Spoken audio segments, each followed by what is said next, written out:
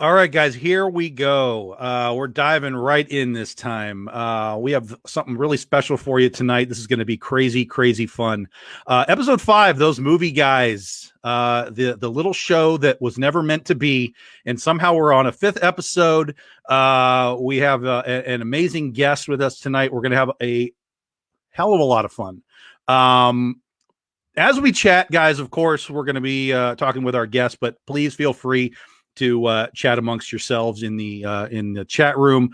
If you have questions for myself, David, or Adam, please feel free to throw them up. We will do what we can to get you on to the show.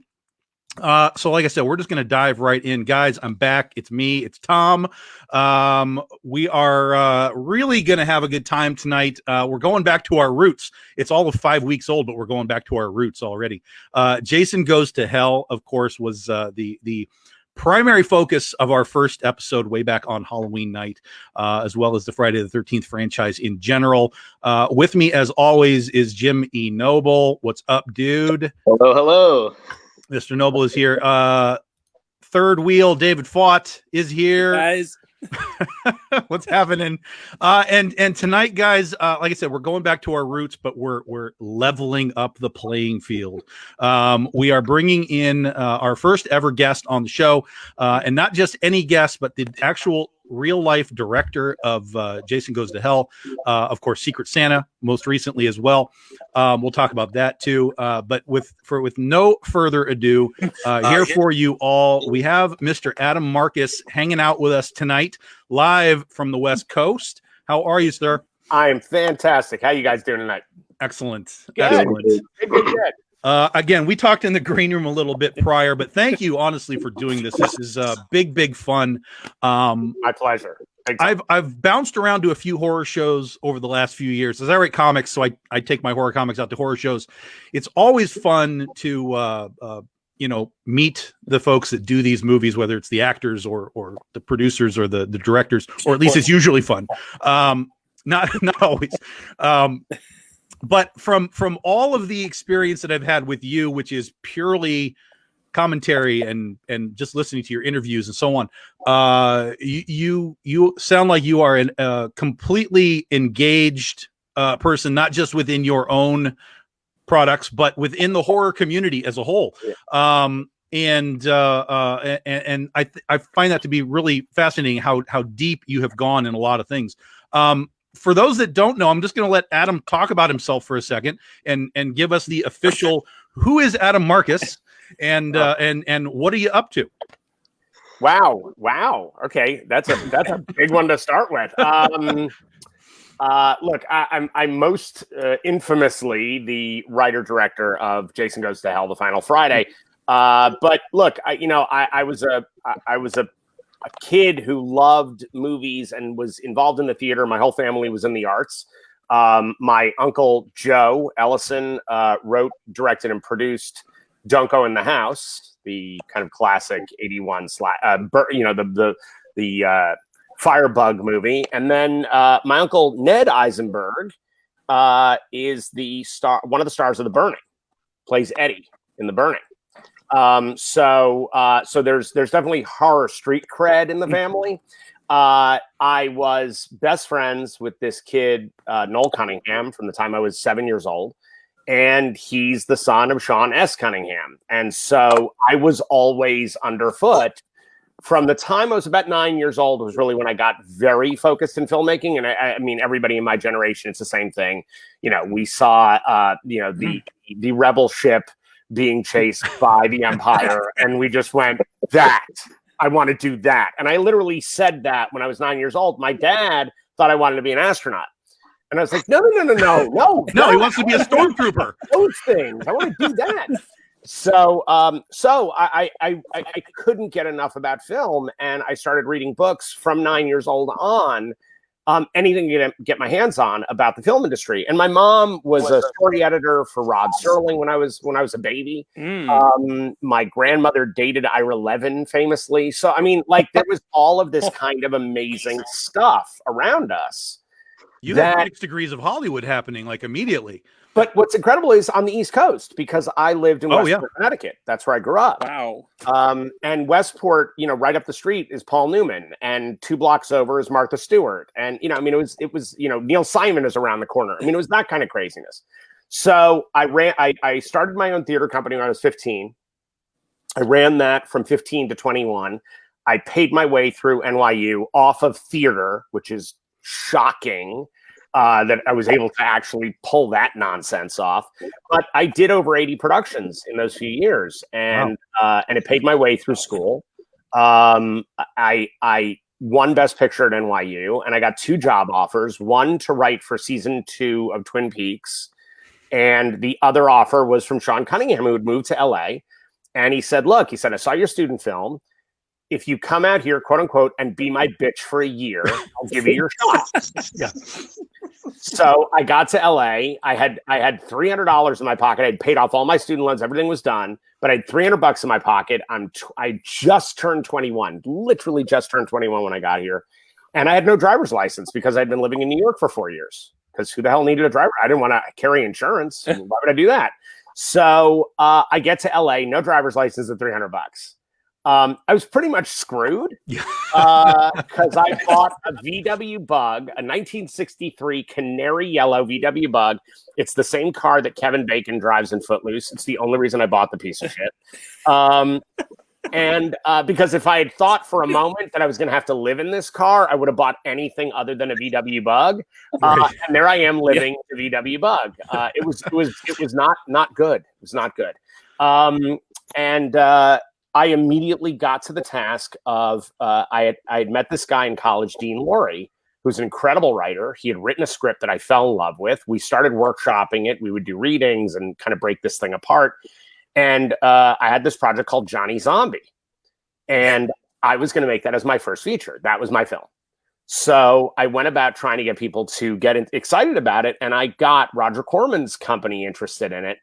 But I let Noel know that, so that I knew if Noel knew it, he would tell Sean. Sure. Because that's tell Noel, Sean knows. So the next day I go into work for Sean, where I am literally his slave. And I am making a photocopy that I'm going to send to Roger Corman. And Sean sees the copy on my desk. This is back when we actually photocopied things. And he says, what's this? I said, it's a script I'm trying to make. And he grabs it off my desk, walks into his office, slams the door shut. Wow. 100 minutes later, he opens up the door. Marcus! By the way, if I sound like the Penguin when I'm doing my impression of Sean, it's because he's the Penguin. He is the actual supervillain, the Penguin. That is what Sean Cunningham is. So he calls me in and he says, I hate this script, but I love the title, so I'm going to give you $1.5 million. You go shoot it back in Connecticut. I was like, what's happening now? And he said, but I want to hire another writer. And there I am, 21 years old, and I go, well, then I'm not selling it. Like the balls. Like, who is this kid? And I said, Sean, look, this guy is brilliant. Trust me on that. Do this. Fly him out here. Put the 2 of us up in the worst flea bag hotel you can find and let us write for a few weeks, and we'll change whatever you need us to change. We'll workshop the script with you. He flew Dean Laurie out to LA. He put the 2 of us up in the Holiday Inn on Sunset and the 405, which is actually a nice hotel. And my whole thing was I was saving the integrity of the script, making sure my buddy kept his writing cred on the movie, but also I wanted to get the fuck out of the car. Yeah. So we rewrote for 6 weeks, and Sean fell madly in love with this movie, like just loved it. And the thing is, because of my background in theater, and Sean, by the way, Sean Cunningham was also a big Broadway guy. He was a stage manager for things like Wait Until Dark.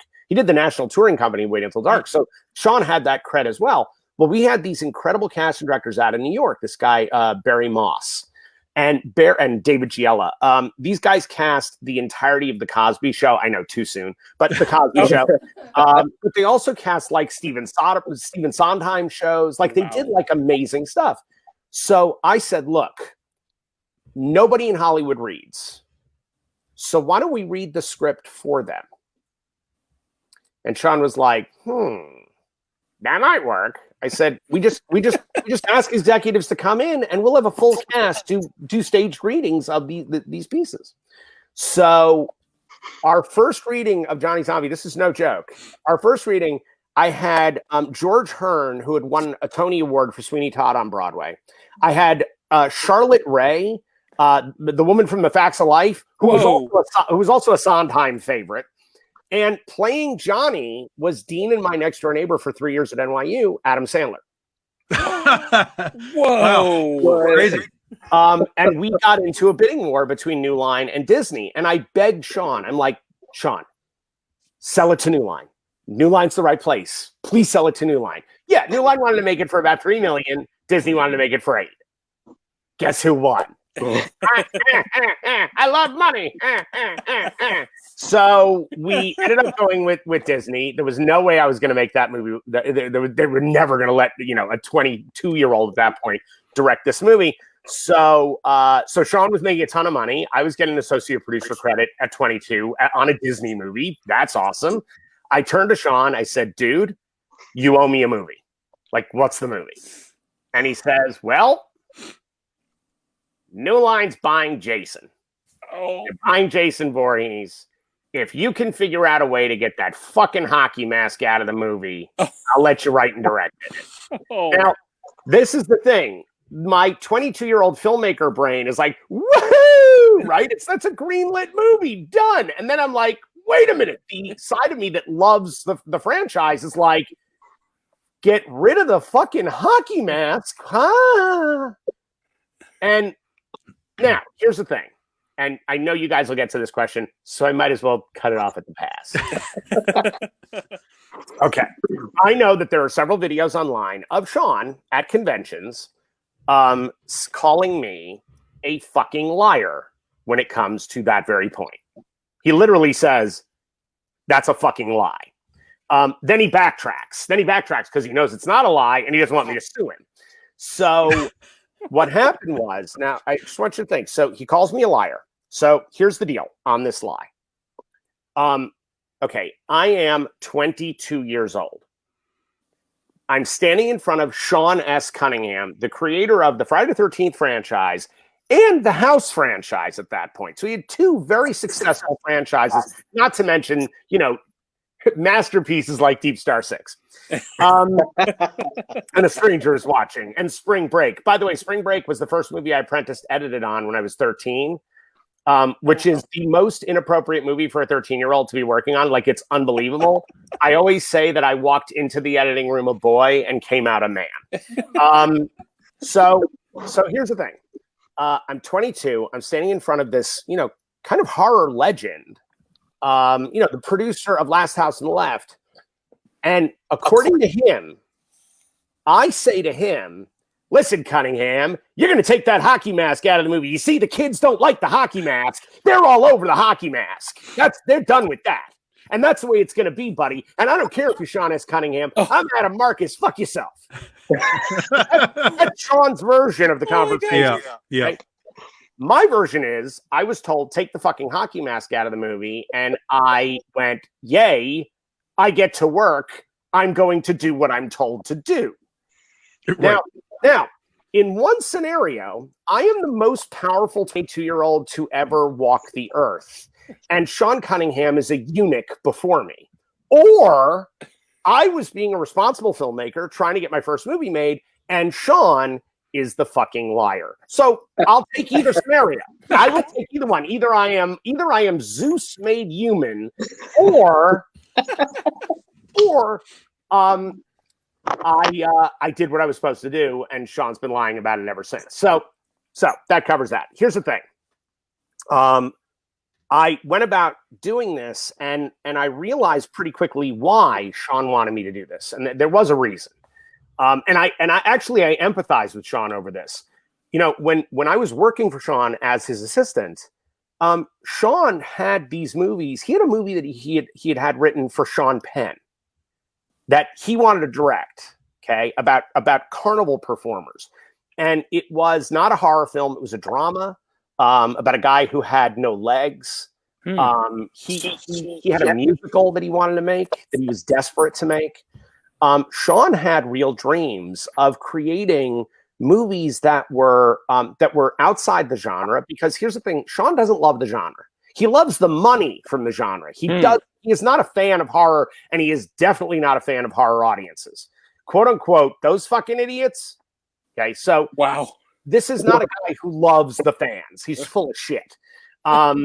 He's a guy who loves money first and wanted to be an artist second, which is the mistake. Because had he flipped those, he might have been able to make those movies. Because there was one night we're all sitting around the office, and he asked Dean and I where we saw ourselves in 5 years, right? And so Dean kind of gave his answer, I gave my answer, and then I turned to Sean. I said, "Well, where do you see yourself?" And he said, "Winning an Academy Award." Right now, the expression you just both had, just that Jim and David both had the same expression, like what? Okay. Wow. Now, I'm praying that I didn't do that in person. I probably did. because I wanted to go like, have you looked at the name on the door? The house that Jason built. Well, here's the thing. Sean didn't make a movie about Jason. Sean made a movie about a middle-aged lady who kills a bunch of kids for not watching her mentally challenged son. Yep. Okay. That's not Jason.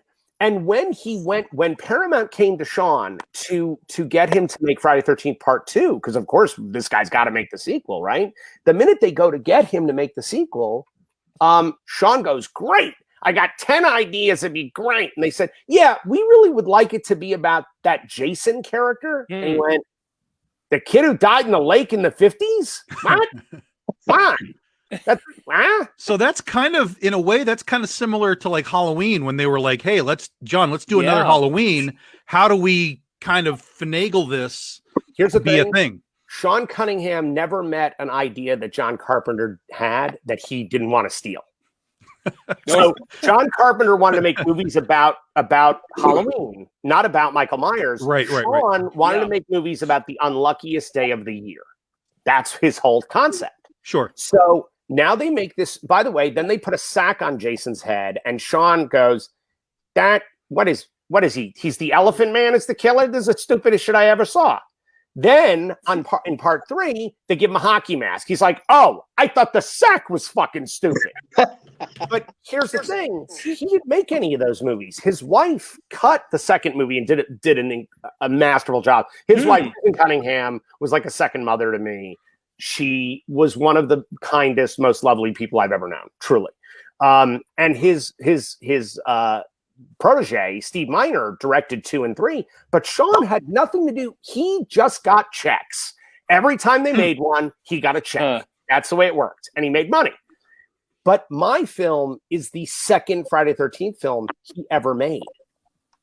So that mask, I always say, Sean is, it's not the man in the iron mask. It's the man in the resin mask, because he is stuck behind that mask, whether he wanted it or not. Except it did become the Iron Mask. Yes. See what I did there? By the way, that poster. Oh, we'll get into that. We'll talk about that. Yeah, that's great. With the very angry penis coming at you. my mother was so proud. But look, here's the thing. I feel for Sean, because I think Sean wanted to be a different kind of filmmaker. He wanted to make kids movies. He wanted to make different kinds of films, and he couldn't. Much the same way Wes had to fight, to get Music of the Heart made.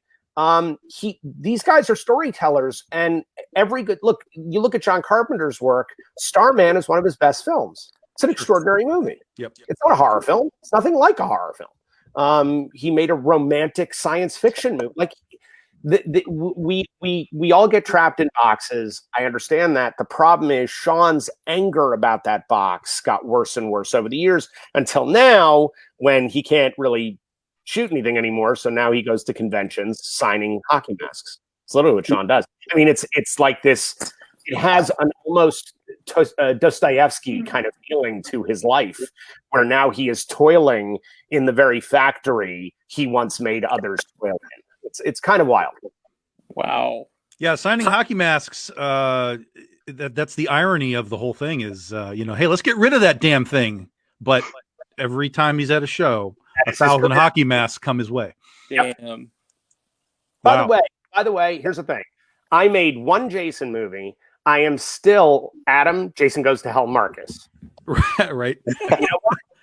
Okay, cool. Like, I'm sorry. I'm never going to fight the audience's perception of me.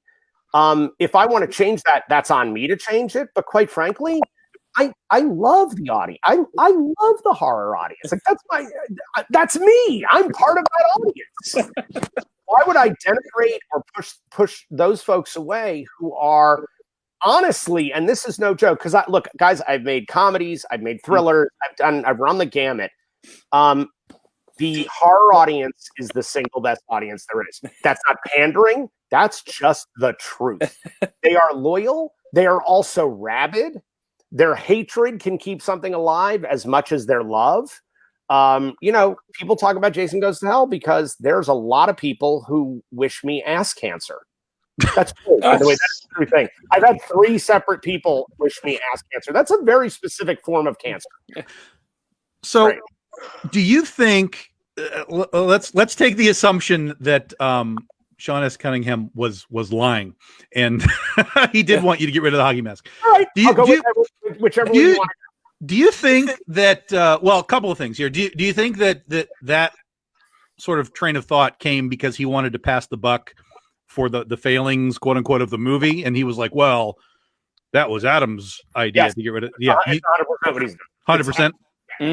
By the way, Sean never said any of that until that guy did that video on YouTube about how New Line destroyed the franchise. Yeah, that's literally the day Sean started saying that new version of the story. That's the day. Interesting. Yep. Damn. And it was because like I said, I've watched the movie a few times now in preparation for this thing, and I'm kind of looking at it. I mean, obviously, you were under orders, like get rid of the mask, dude. Do you think that the movie could have been written almost in the same way that it was, but instead of having Jason jumping bodies, it was just Jason running around, killing the people that he kills and moving on to, I don't know, destroy the knife so that he doesn't get dead at the end. Do you think that the fan base would have responded a little bit better to that had Jason actually, quote unquote, been in the movie? Here's the thing. I think that, again, the fan base is pretty divided among, and it's funny, you don't find a lot of people, there's not a ton in the middle. There's not a ton who go, meh. It's either, I want to burn your house down and kill your family, or that movie rocks. It's one or the other. So crazy. It is crazy. Yeah. And again, it's why I kind of love our audience, because they are passionate about things, and I'm passionate about anything I do. I'm passionate about that. I think that's why live your life if you're not. Like I don't quite get being sort of meh in the middle somewhere. So do I think? Look, I think that the people, everybody in the fandom always says, "Give us something new." We always get the same tired shit. Give us new, and then you give them something new, and they go, "Fuck you! Why did you change it?" Right. And you're like, exactly. Right. Here's the thing. Once I got past the idea of I got to get rid of the hockey mask. By the way, let's note, please, I bring the fucking mask back. In a great way. Yes. In a great way. Yeah. So when he jumps up through the floorboards, the audiences went fucking they went out of their minds. Right. And let's be honest, and then I'm the guy, not New Line, not Sean, no one else. I'm the guy who wrote Freddy pulls Jason into hell. Yes. That's me. That's 100% me. I had to testify about that in court, actually, because Mark Ordesky, the executive who was on the film. By the way, Mark Ordesky, still one of the best executives I've ever worked with. This guy went from Jason Goes to Hell. A few years later, he's the guy shepherding the Lord of the Rings movies. So Mark is a badass, right? Mark calls me and said, "Adam, I'm personally being sued by this writer who's saying that he gave me the idea for Jason Goes to Hell, the ending of Jason Goes to Hell, and I gave it to you and you put it in the movie." And I was like, "What now?" So I had to go to court to testify on Mark's behalf, and we beat this motherfucker. I was so angry, man. I was like, oh no, you didn't. And it was amazing because I have a whole story about how that moment came about. But the thing is, I brought the mask back, then I brought Freddy in. They're the two things in the Friday the 13th franchise that got people to jump out of their seats. Actually, out of their seats. We had standing ovations in New York City when that glove came out. I'm like, okay, so Friday 4, where was the standing ovation? Did that happen? I don't remember it happening. I was in the theater. I was there. I was like 14, and I thought it was awesome, and I loved the movie. But anybody standing up in Part 7? No. No. And I mean, and I'm sorry, Part 8? Like, is anybody still awake at the end of the film? I get it. I mean, and by the way, look, these are all movies that I loved dearly as a kid growing up. I love these were, Bible chapter and verse. But I got to tell you, I was told ignore Part 8 ever happened because everyone was embarrassed by it. So I was instructed, Part 8, it's a fever dream. Never happened. I'm like, okay. They say go from Part 7. So that's why we're right in the woods. The minute, I'm just like, okay, you got unhooked from the. And by the way, I did write a sequence in the water, and Sean wouldn't let me do it because it would cost too much money. Oh, but it was there. It was there. So there was reasoning behind all the choices that were made. Ultimately, though, I made a movie that to this day, I'm still proud of the movie. Like, I'm 23 years old when I wrote and directed that movie. I'm 23. Like. Yeah. To this day, I'm the youngest writer director hired by a major studio, and it's like, that's pretty good for 23. Shit, yeah, man. Listen, I mean, Jason Goes to Hell. I mean, it might have been divisive. It might be the last Jedi of the franchise, for the Friday the 13th franchise. But ultimately, like you said, there's those that love it, there are those that hate it. But it is not the worst thing ever made in the history of cinema. So you should be proud of it. I mean, my goodness, high praise. Take your bow. Like, I made something, and it's persisting now 20 odd years later. We're still literally happening right now. We're still talking about it. And I think that immediately is no one does these movies about the pirates of Shark Reef, some B thing that came out in the 50s. We're talking about Jason Goes to Hell 20 odd years later. So clearly it's a legitimate thing, and clearly you should be proud of it. Everybody should be proud of it that worked on it. So kudos, 100% kudos. It's interesting. Sure. To your Star Wars reference, what I say about Jason now is I say we were the Rogue One of the franchise. And the reason why, there's a reason. My biggest problem with the franchise, even growing up as a kid, was from Part 1 to Part 2. Those movies take place 2 weeks apart. Okay. So, from Alice's perspective, and then it jumps ahead. Mm-hmm. So in 2 weeks, this child who was in the pond at the end, and by the way, I grew up with Ari Lehman. I know Ari. She was a little boy. So a little boy drowned in the 50s. When he jumps on Alice, he's still a little boy. That's weird.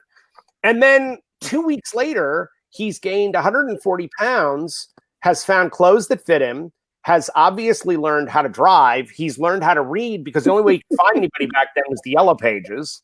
I don't really see him on the phone with information. You're not going to get far. He goes to Alice's house, murders her, brings her back to his cabin with Mom's head all the while. So something happened in those 2 weeks. Like, what is that? And then we get into, zombie Jason and not Jason at all. Part 5 and Jason versus Carrie, and Jason takes a boat trip. And so you've got all these other movies where there's no explanation for, wait a second, what is this thing? Like, this is not a little boy drowning. Stop it. Like, stop. So that's why the Necronomicon is in the movie. And that the idea that Pamela Voorhees would do anything to protect her child, anything to bring her baby back, right? Why wouldn't she look to the dark arts? And I love when people go, the Evil Dead, the cabin is nowhere near. I'm like, oh, shut up. There's not just one Necronomicon, you dill holes. just because I got the Necronomicon from Sam Raimi, who literally handed me the Necronomicon in a plastic bag, in a Ziploc, no joke. The reason it's there, New Line didn't own the Evil Dead, but my thought process was, well, if Pamela read from this book to raise her child from the dead, and here comes this poor kid, this mentally challenged child at the bottom of this dark lake, and he has no idea where he is. He's enshrined in all kinds of muck at the bottom, and he's terrified. He just sits there terrified. And the first image he sees is of his mother lakeside getting her head cut off. So he leaps up to grab the woman who did this to her, but he's still a little boy. He's not going to drown her. So she gets away from him. Well, now he realizes he can come to the surface and there's warmth and he doesn't have to be there. And as he drags himself up and this vengeance is rising through him, he can become the Evil Dead, man. All bets are off. He can become whatever the fuck he needs to be. And suddenly, for me, he becomes Hell's assassin who's out to hurt everybody who hurt mommy. So, by the way, why the fuck would someone put a 3-meter hole in the side of the Death Star that if you shoot one little thing into it, ba-boom? Oh, Rogue One. Jason goes to hell. Nice. I like that. It makes a whole lot of sense. I like that. That was the idea. Interesting. Yeah. And so, like I said, when I watched the commentary or not the commentary, but the interview that you did, those points. So I have to make an admission, and this is kind of where part of my problem with the movie began. And I wonder if maybe it was part of the problem for a lot of people as well, regardless of there's no Jason in the movie. The Necronomicon part, when that happened, because like I said, that was actually the first Jason movie I ever saw in any theater was Jason Goes to Hell. I don't know how that happened. It just worked out. I saw the others on VHS, but that one I saw in the theater. When it got to the Necronomicon book, at that point in my life, I had never seen The Evil Dead. Right. So when I saw the book, I was like, okay, it's a book and what's going on, and I don't understand. And in the movie, there is no direct like, oh, hey, this is the Necronomicon, and you can raise spirits and do things with it. It was kind of it was literally an Easter egg, maybe before Easter eggs even were really happening. And there's a lot of Easter eggs in the movie that you put in there. And so I'm wondering, what's your take on that thought process? I mean, we can't as a creator, we can't expect the audience to know everything that we know, obviously. Absolutely. But did you write it with and put it in the movie with basically the sort of innocent thought process of everybody will know what this thing is and they will put the pieces together? No, I felt that the hardcore horror audience, let's put it this way. I put something in there that if I'm sitting in the theater, I would go, oh shit. Yeah. Oh shit. Right? That was my moment. And by the way, he also has the dagger. Yeah. So it was the 1-2 punch of those ideas. I mean, those aren't mistakes. That's why those two items are connected. Oh, yeah.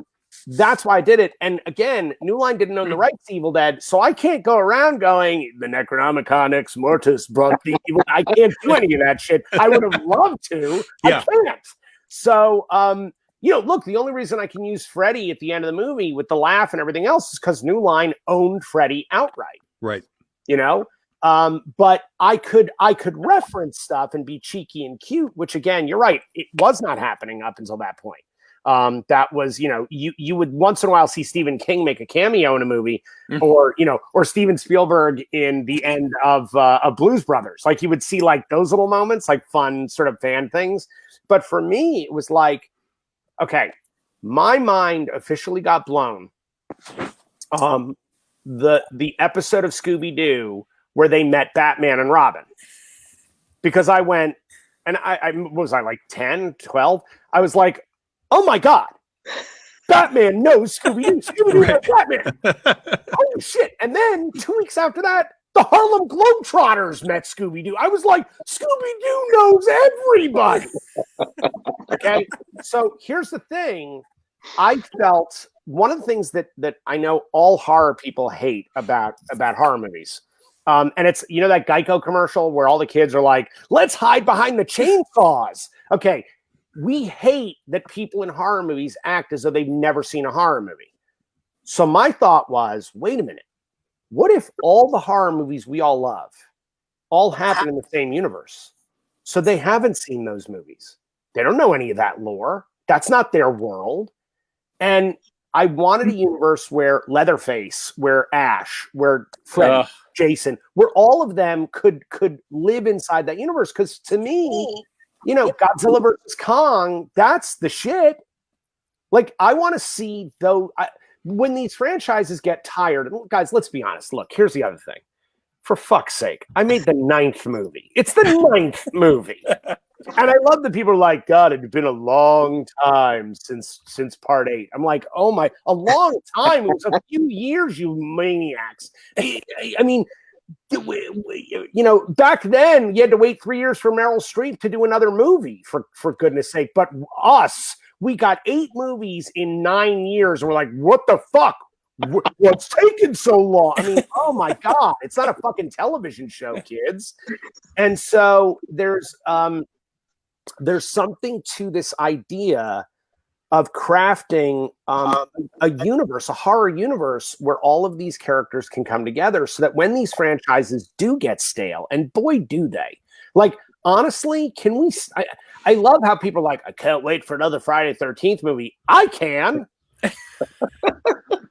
I saw. Well, I guess that answers one of the questions I was going to have for you later. Like, what would be your pitch right now? Wait, hold on. You want to know what my pitch would be? I do have a pitch. I do have a pitch for a new Friday 13th movie. Okay, absolutely. Creighton Duke with a badass metal back brace, right? Together with Tommy Jarvis, Tom Matthews. You get a bunch of people that are sort of famous horror guys. Tony Todd would be in there. You get a bunch of these guys all dressed in military gear, and they go into what is the woods that surrounds the area of Crystal Lake, which is endless. And you hunt Jason Voorhees like the Predator. That's the movie. I love it. Give us Jason First Blood. I want that. So that would be the movie I would make. Is some real badass, get people like Michelle Rodriguez in there, like get some badass motherfuckers go after Jason and hunt him like the animal he is. And that movie becomes fascinating because then you do have to deal with what is Jason? What is that guy? And for me, that's a movie I would love to see. Outside of that, man, Jason killing campers again. Come on. Come on. There's so many movies. There's so many of them. No one's look. And by the way, I think some of the fan stuff that's going on. I think Never Hike Alone is terrific. I think Vin did a really nice job in that movie. He really did. I think making it, a multiple part series. Let's see. But I think he's a terrific filmmaker. I did say to Vin, I said, Vin, you got to let this go. Like, you got to let Jason go a little bit because you're too good to get stuck in fan filmdom forever. Make a movie. Like, take these resources and go make a movie because you can come up with your own characters. I feel like we are forever stuck in the 80s now as a fan base. And we're not going to get pretty new toys if we keep rejecting all the new toys we get in favor of old ones that honestly... guys, how many? I mean, really, we need another Scream? Do we really need another Scream? It's got a TV series as well. And again, I love Scream. I love those movies. But what are we doing? I don't get it. Well, we had actually talked at some point. I don't remember when this happened, but maybe it was just Jim. I don't remember. But we were talking about what would be a Friday the 13th movie now, and we talked about bringing back the survivors of the original films. Yep. So, and actually, even in your context of getting a group together and going after Jason, what if the survivors got back together and decided to go finish this off? That's kind of what we had come up with. I think it's great. I think it's great because here, guys, here's the biggest problem with all of these films, and it's consistently through them. Texas Chainsaw seems to suffer the least from this problem. But the problem is these movies aren't scary. They started scary. Right. The first Friday the 13th, the second Friday the 13th are terrifying. Both those movies are freaking scary. The first one is dull now. It just is. Let's be honest. It's dull.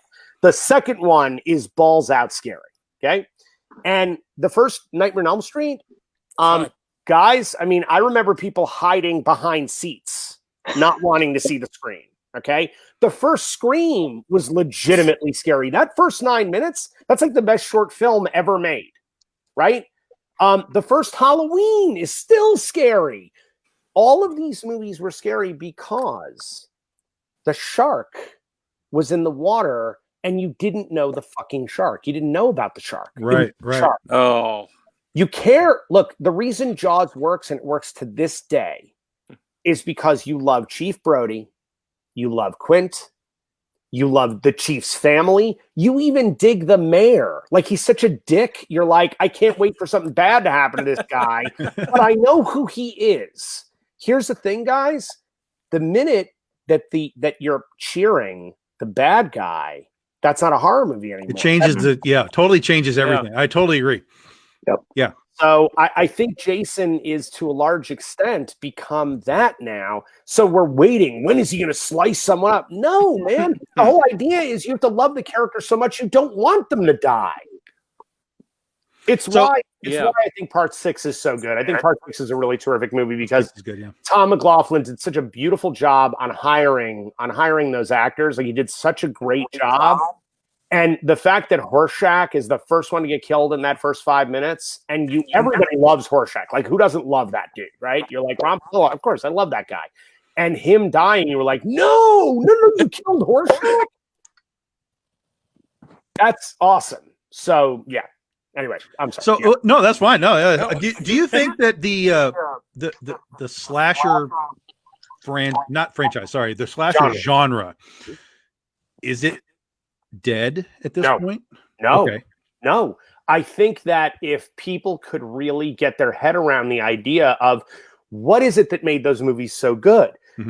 Look, I think I got to tell you, I don't understand why there isn't a giant resurgence in Gaio movies, which is where the slasher genre came from. But if you look at what Argento was doing and Bava and those guys in the late 60s and 70s in Italy, those are really scary movies. They are faceless killers. They are slasher movies. They are people being torn to pieces. But you care about the heroes. As long as you care about the heroes, we will always be concerned about them dying. And for me, look, when Kevin Bacon dies in the first Friday the 13th, you were a little bit like, fuck, I like that guy. That kind of, when Ned just has his head cut off and he's just up in the bed, and you're like, fuck, man, I didn't even get to watch that. I like that dude. He's funny. That's what makes a great horror movie. And by the way, when we look at things like The Conjuring, or we look at even stuff, the A24 stuff with like The Witch, right? Oh. Right. Like, you care about those people. So bad things happening to them is where the horror is. It's where we're going to care. And I think the slasher genre could really look. I am so glad that the torture porn genre is dead and buried. Like, thank God. Like, ain't nobody got time for that. Like, that's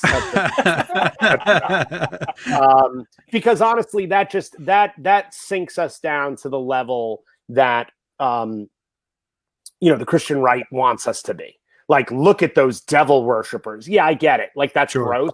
I get it. By the way, Hostel all day long. Great movie. The first one. Nothing past the first one. But the first movie is a great commentary on the male gaze. And by making it all men getting torn up and used as meat, I was like, Eli Roth, that is some ballsy stuff, man. Like, well accomplished, my friend. So there are always going to be exceptions. The first Saw is a terrific movie and innovative and smart, and but eventually it's just it's like the Final Destination movies. Like, after a while, you're like, it's just a Rube Goldberg machine. Like, that's all it is. And I get like the fun of like, but then the deaths are so hideous. You're like, all right, I just watched some person's head get crushed, and I don't give a shit about that person. He's kind of a dick. Who cares? It's just ugly for ugly's sake. Yeah, That's not a horror movie. That's not a horror movie. That's just a horrible movie. Horrible movie. Horrible. And by the way, and I'm not saying the quality of the filmmaking is bad. I'm saying you're watching the horrible. That's it. And I find that dull. So maybe the slasher genre needs to avoid the sequel. Yeah. Because then we don't know the bad guy. Right. We get him in the one movie or by the way, her or whatever. By the way, Halloween 2, not Rob Zombie's Halloween 2. Yes. Halloween 2 is still really scary and great because you don't know who Michael is. Even when you find out that Jamie Lee Curtis is his sister, it's still only a little bit of information. And you haven't humanized Michael. Michael is just this force that comes. He's still the shark in the water. Right. It's why Halloween 1 and 2 are both terrific movies because they're both scary. They're actually scary. That's their job. Their job is to scare the shit out of us. That's it. Yeah. Yeah. And it worked. Yeah. Right. Yeah. And by the way, Halloween 3, the problem with Halloween 3 is that it got shot under a budget small enough to make it feel like a TV movie. That's its biggest failing. Like it just doesn't. It like even the soundtrack, the fact that it's like the like computerized synth track, and I get what Carpenter. Like I get it, and I love Carpenter. Oh, all hail Carpenter! I love him. But I got to tell you, Halloween 3 is one of those movies that the more I revisit it, the more I'm impressed with the fact that it's like John Carpenter is a bad motherfucker because he went, you know what? I'm going to do what I said I wanted to do. And I burned Michael Myers up in the last movie. I got a good director to direct that film. Rick Rosenthal's a terrific director. Mm-hmm.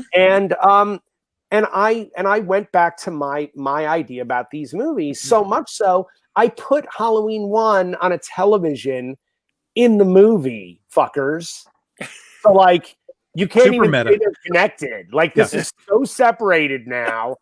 And I kind of look, and by the way, Tom Atkins is the man.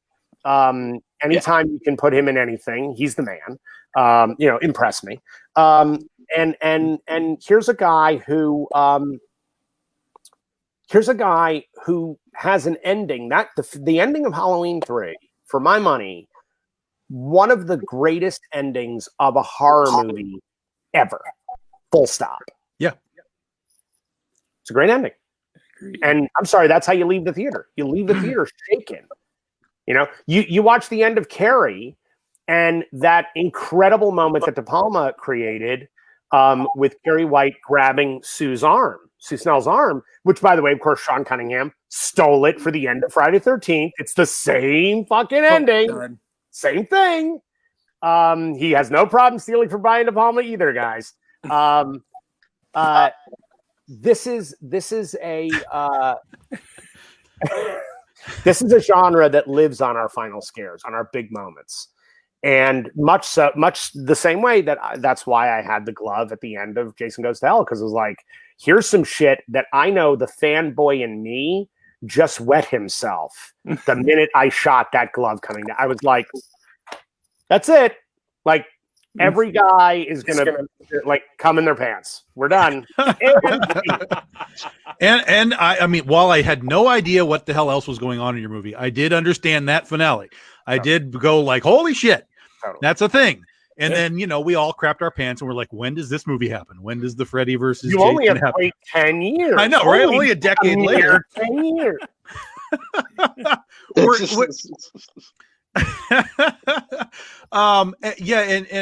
So you had actually talked about in some of your commentary that at the time you did not know that New Line bought Jason for the purpose of that. Nope. And so that when in theory when you actually wrote that, they were like, oh hell yeah, let's just make that happen because this makes sense to us. I called them. We were already going into production, and I called them. I called Mark Odesky and Mike DeLuca late in the evening. Got them both on the phone, which was shocking. I was able to get the two of them because Mike liked to party, so it was tough getting him on the phone. I got them on the phone, and I told them my idea. I said, "Can I have the glove?" And they were like, "What do you want it for?" And I described the ending, they could not have said yes faster. Like they were so, and I was expecting like this is going to take a while. Like I'm going to have to really pitch this thing. That glove came to my set so fucking fast because they were like, "We love the idea. It's a great idea." So yeah, wink, wink. Yes, yes. Hey, by the way, when that there were two moments in our very first test screening of the movie. About, I don't know, 8 or 9 minutes in, or longer than that, about 11 minutes in, when the coroner eats the heart, when Richard Gant eats the heart, there's a guy in the third row who threw up. It was pretty gross, man. I mean, wow. They had to move people, right? They had to move people out of that area, and this guy was taken out. But the New Line guys were all like slapping hands and oh yeah, like they couldn't have been happier. Then at the end of the movie, when the glove came up and the theater erupted, Mike DeLuca and Mark Ordesky high-fived in the back of the theater because they were just like, dang, that'll work. So yeah, they loved it. They were all in on that. So I want to ask you about something that has not really been brought up much that I've heard. I mean, I'm sure it has, but not from what I've heard. Sure. Please explain to me how John and Ken got on the set and why they were allowed to be policemen. Oh wait, you mean Mark and Brian? Mark and Brian. Sorry, Mark and Brian. Mark and Brian. And the ridiculousness of his squat and I'm going to squat and I'm going to aim. Like, how were you guys not just rolling on the floor while that was happening? Oh, we were. By the way, remember the first moment. Remember the first moment they have. They are both exiting the bathroom together. Mm-hmm. Right. Yeah. Okay? Like I did that on purpose too. I wanted there to be a sense of like what is going on at this police station. Because let's remember, these are the people who didn't catch Jason for 10 years. Right. So here's the thing. Mark and Brian, and by the way, those two guys are they're actually in the documentary that we're making about the movie right now because we're making a feature-length documentary about the film. Mark is actually he's interviewed in the film, and these guys were great. Like they couldn't have been sweeter. They were on the air, and Brian wanted to get Mark in the movie for his birthday. Okay. Okay. Mm-hmm. And so he put it out. He said, anyone involved with the new Friday 13th movie, please call the station. We want to talk to you. I got to get, I want to get even Mark in as an extra, just on set, right, for his birthday. So I called the station, right? And they didn't believe that I was the director of the movie. They wouldn't even let me get through to the phone. They wouldn't let me get through to the guys. So I drove to my office where my, like mid-40s assistant, Marion, who was like a doll, couldn't have been nicer. But I was like, they'll believe her. So I said, call Mark and Brian. She's like, what? I said, just get me on the air with these two knuckleheads because they don't believe that I'm directing the film. So they got me through to the guys. And then they believed me and they were like, oh my God, we're so sorry. It was like, yeah, I'm young. I know. And I was like, hey. They thought one of the Munchkins was calling, and so they said, can Mark be in the movie? I said, hey, how about I put both you guys in the movie? And they were like, you're kidding. I said, no, let's put you both in. I said, and I'll give you a couple lines. Their minds were blown. By the way, we had no parts for them. I was just like, we'll figure it out. And I said, and they said, well, can we die? I said, yes. They said, how do we die? I said, something bad is going to happen to your heads. And by the way, I made good on my promise. Like something really bad happened to their heads. And those guys, they did like 5 full shows on air about the movie. We even broadcast from KNB Studios when we were doing the makeups, when we were casting their heads and stuff. So I became really close with those guys, and then I'm the third cop. It's the two of them and me are the 3 cops in the station, and so everything they do in that sequence is like I wanted them to act like cops. I wanted them to pose like cops. I wanted all that stuff, but just a little wrong. Yeah. Just like a little off. So that weird taking a shit move that he does it's so good. It's terrible. It's so good and terrible. Yeah, Absolutely. they're great guys though. Amazing. And Mark and I talked for a couple hours just a few weeks ago, where we filmed him remotely. Not on Zoom. I was on Zoom with him, but we had a camera there for him that we sent him. Yeah, they're great guys, and they're the ones who held the premiere at the Chinese Theater in Hollywood. So we had a red carpet premiere with like amazing people. Even the Hoff was there. It was ridiculous, guys. They got the Bob's Big Boy from the famous Bob's Big Boy. They got it out front of the Chinese Theater, and they put a giant hockey mask on it. Oh It was my a- gosh. It was Oh, like nice. it was a crazy big deal. It was pretty cool. It's very cool. I'm gonna have to look for that. Yeah. Yeah. So Hopefully it's pictures. we started the show with this. Let's go back to this. Yes. Oh, here we go. So we're talking about Sean Cunningham says no more mask, dude. And then the mask ends up on the poster. Was this marketing because they were like, hey, the people know yeah. the mask and Yeah. let's This was tie New into it. Yeah, this was New Line. And New Line, look, I will say this. The best thing about New Line at that time, and everything about New Line was kind of awesome. I loved working with New Line. They were amazing. Right after my movies, when Ted Turner bought the studio and decreed all horror would be gone, because I had a 3-picture deal with New Line, and they killed the deal. Because of Ted Turner. But here's the thing. The poster, look, I love the fire. I love the chrome mask. Love it.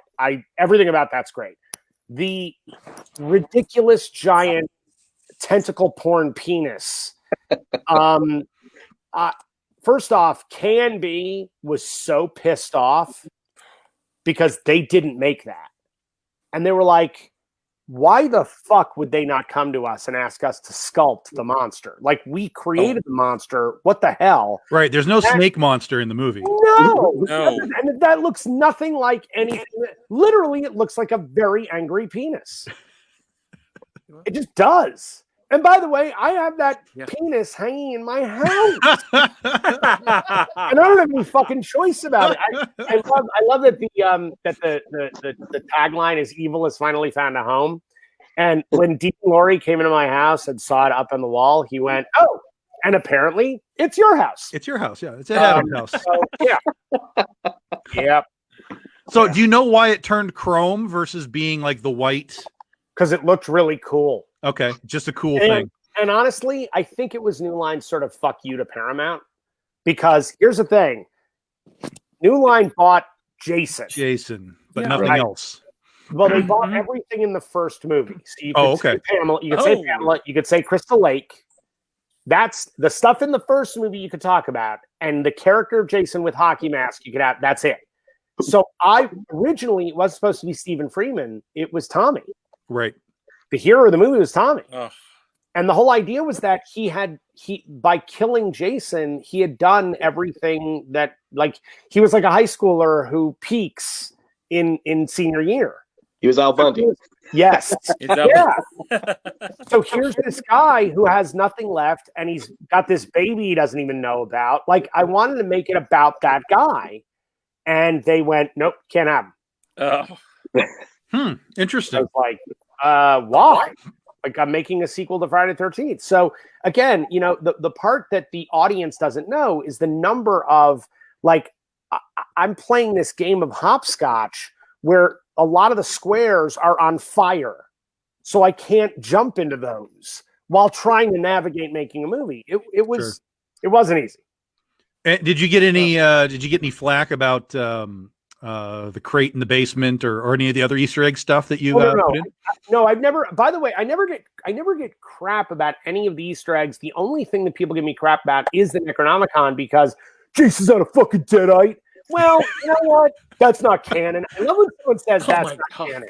That's my favorite. I go, why don't you go fuck yourself? It is canon. I wrote and directed a Friday the 13th film with the guy who created Friday the 13th. So Suck it. It is absolutely canon. Sorry. Like, that's the stuff. Look, here's the thing. I will totally take someone saying, there's not enough Jason. All right. Well, there's a lot of Jason. By the way, there's more of Jason in my film than almost any of the other films when you count out the minutes of the guy in the hockey mask on screen. He's on screen a lot. But okay, I'll give you that. I totally will. No problem. If somebody doesn't like the story, doesn't like the body hopping, I totally get it. But when people start saying shit like it's not canon, yeah. Okay. All right, go back to your basement and start paying your mother some rent. Love it. Yeah. I mean, technically, maybe the only one that's not canon is 8 because it was removed from the story. Yeah. Oh, but by the way, even I look and look. There are things about 8 that I think are terrific. Like Kane Hodder is Jason in that movie. Kane Hodder is Jason. Like, I don't care who else has played it. Kane Hodder is Jason. And by the way, I know a few of the guys who played Jason. They're great guys. But I know Kane. And first off, I would be terrified if I ever said anything other than he is Jason because he knows where I live. But the other part of it is that the seriousness with which he takes that role is only matched by the seriousness with which Robert Englund takes the role of Freddy. So I'm sorry, like, he owns that role. He did more movies as Jason than anybody else. He's the man. And so when I watch him in part 8, the body language, everything he did as Jason, I think the performance of Jason is terrific. I think some of the other actors in the movie are terrific.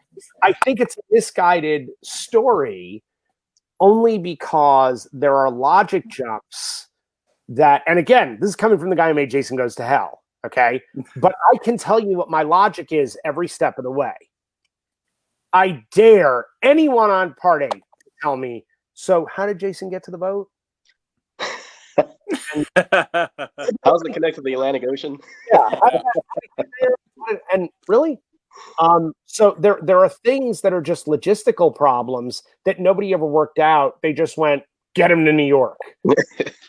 You know? Sorry, I would have been fine with him just walking from Crystal Lake in New Jersey right over the bridge. Like, I'm sorry. Like, let him just go. Like, just go and make a movie in New York. If you're going to make Jason versus the baddest city in the world, let's do it. Like, shit, man, that's my hometown. Go. But, they didn't make that movie. So, but again, I would still call it canon. I would still say it's canon. It is. By the way, Jason X is canon. I know it's terrible, but it is. By the way, that's one of those movies that Here we go. Yeah. No. Here's the thing about X. Todd Farmer wrote a fantastic script. The script was amazing. I read that script early on. It was terrific. The director, Jimmy Isaacs, you could not have a better dude, a more committed guy, a more passionate guy. He was amazing. That movie was ruined by the producers. That is Sean's mess. And, Jimmy died. So Sean rarely ever has to talk about that movie anymore. But you know what? If you talk to the people who were on that movie, nobody points a finger at Todd or Jimmy. They do not, because they went to make something pretty cool. And by the way, listen, the minute you go to space, you're fucked. Like the franchise, the minute you go to space, you're fucked. Hellraiser, Leprechaun. The minute it goes to space, like, we've run out of ideas. Put them in space. I got it. But Todd's script was ironic and funny and really smart. And it sucks that they didn't get to make that movie, because I would have loved to see people have to deal with a really cool movie where the villain goes to space, because that's what he wrote. It was good. It was good. Damn. Interesting. And also interesting, and this just jumped into my head, actually, and maybe you don't know the answer to this, but if Sean was so anti-mask, I mean, he had the opportunity to dump the mask at least in 6. Dude, he couldn't. Well, no, he couldn't. No, because he had nothing to do with franchise. No one would. Oh, he was just out of it at that point. He just got money. So, by the way, by the time he got to X, he was so desperate to make Jason versus Freddy, because that's where the money was. They all knew, like, that's the money. Yeah. they wanted to get there. So suddenly Sean is like, let's put the mask in. Let's have more masks. We'll do Uber Jason. Uber Jason. Okay. Well, I mean, technically, look, your movie was the prequel to it. I mean, look at that mask, the metal mask. They were clearly like, oh, let's just put that metal. Let's put Adam's metal mask in the Jason 10. So I think you're owed a little bit of revenue for that. Dude. I'm the one who put Freddy and Jason together for the first time. You want to give me some revenue? Let's take it. That's fair. I don't need the extra box office. I'd much prefer have a cut of Freddy versus Jason. So speaking of revenue, I'm going to let Jim take over for a bit because he had a question about the comic book. Okay. Yes. Yeah. So I actually have a couple questions about that Jason Goes to Hell comic book series that Topps put out. Now, did you have any control over what they were doing with the comic book? Yes and no. I will tell you, the people at Topps were amazing with me. Like, they were super sweet. So much so I went to Comic-Con that year with the comic and with the trading cards, because they also did the trading cards. Yeah. And signed like thousands of those things. Like, I was signing. The comic was based more on the script than the movie, because they wanted the comic to come out at the same time as the movie, so they couldn't see the movie, so they had to go by the script. Then they came in when the movie was done. They took a look at it and adjusted some stuff. But Topps was in New York at the time, and I had to go out there, and they actually showed me proofs.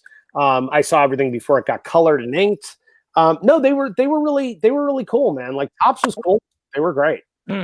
How does it feel knowing that your movie is literally the first comic book appearance of Jason Voorhees in comics? That's a pretty big deal, like, in itself, when you think about it. Like, considering all the comic books that came after, it wasn't until almost a decade they started doing Jason comic books again, but your movie was the start of it all for the comic book side of things. Yeah. Well, here's the thing. I've been a comic book geek my whole life. So the fact that happened, like, you guys, you have to remember, when all of this stuff happens, I'm about 24, right? Because I'd shot the movie when I was 23. 24, we were doing post, and the movie opened when I was 25. I'm 24 years old. I've just directed my first major feature film. I've got a deal at New Line for more movies. They've just made a comic book out of my movie, which, by the way, my character in the movie appears in the comic book. Oh. Okay? And I have a trading card. Like, I have a baseball bubblegum trading card of me. There's an Adam Marcus trading card. That's insane. Nice. And I'm 23 years old. I was like, like, all of your dreams coming true. So That's your rookie card. You have a rookie card. I have a rookie card. It has my stats on the back. It's insane. So yeah, look, it was. It never went past me how lucky I was. It never went past me how cool everything was. I took every moment of it in. I also never took it so seriously that I had. Oh, there they are, those covers, and they glow in the dark too. That was a big deal. They also put Jason right after that in Satan 6. The top. Yeah. I was just going to bring that up. Yeah. But again, I never took it so seriously that, like, a lot of my friends who direct their first film, the fall after that, because you think, like, this is never going to end. No, it'll end pretty quick. If you don't work for it and you're not cool to people and you're not humble, it's going to end pretty quick. And so I never really had that moment. I immediately went from that movie and just worked. Like, all I wanted to do was work. And I will say, look, I got offered a lot of horror sequels, like a ton, and I turned everything down because I didn't want to be the guy who had a part number at the end of every film. Like, here's what's great about Jason Goes to Hell: no part number. Because we couldn't use Friday the 13th, we couldn't use the title, no part number. So it's just Jason Goes to Hell. So that's awesome. Like, when people go, like, what part is it? I'm like, 9. They're like, 9? But it's amazing how people know that it's 9, right? I got offered Pumpkinhead 2, turned that. Oh, man. The, Wait, dude. Wait, the David, giant gasp. Sorry. wait. By the way, that's why Bill Dill shot the movie. I'm the one who got Bill Dill. The Bill Dill, my cinematographer on Jason Goes to Hell, shot Pumpkinhead 2. That's why. Here's what happened. I love the first Pumpkinhead. I'm a fan of that movie. I think that movie's legit. And so to do the second one, I was like, that was the one job I was like, ooh, that could be great. So I read the script, and it was this like bayou voodoo thing with a witch woman and all this stuff. And I was like, cool. And I said, great. And I started pitching actors, and they would not let me have any of my actors because I was pitching black actors, because it took place in the bayou. The bayou. And it was voodoo. And they looked me dead in the face and said, yeah, black doesn't sell overseas.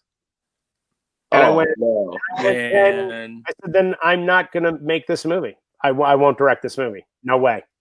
I just won't do it. So I turned it down for that reason. So that's the only reason why I turned it down, because the KNB guys were doing the makeup. They did an incredible job with that beast. Like it was all good. There are pictures of me with the full size beast when I was going to do the movie. But they wouldn't let me hire African-American actors. They just wouldn't allow it. And I was like, nope, then I have no interest. So I walked from that. Amityville 97. I've been offered 3 Pumpkinhead sequels up to this date. Pumpkinhead Back 2 to Hood.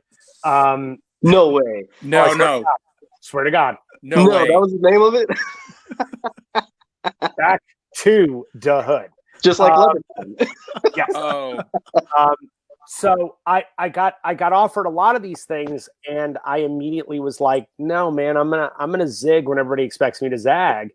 And my brother Kip had written a play in New York that he wanted to turn into a movie, and it was a rom-com told from the man's point of view, which is rarely the way romantic comedies go. Usually, it's the girl's point of view. Right. And I was like, I want to do this. And so we went and raised the money ourselves, made the movie ourselves. And it was a huge Sundance hit. It was shown all over the world. I was in festivals all over the planet. And it got me 5 television deals. So it's like, okay, cool.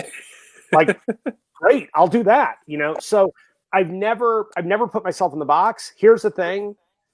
I am a horror filmmaker, like plain and simple. By the way, this is my incredibly beautiful, amazing wife and writing partner, Deb, Ah, welcome. Hello. Welcome. who is taking our dog out for a walk because he has to.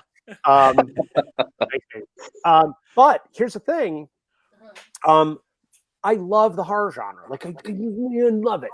And for me, it has been the land of the sequels for so long. And now there's like this great hope on the horizon of like smart, interesting, out there political horror that, look, my heroes are guys like George Romero. George Romero and Tobe Hooper. By the way, when Deb and I wrote Texas Chainsaw 3D, and we were up against 17 writing teams to get that job. When we got that job, we finished our second draft.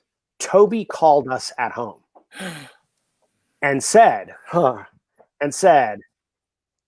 guys, this is the truest sequel to my first film that's ever been written. Wow.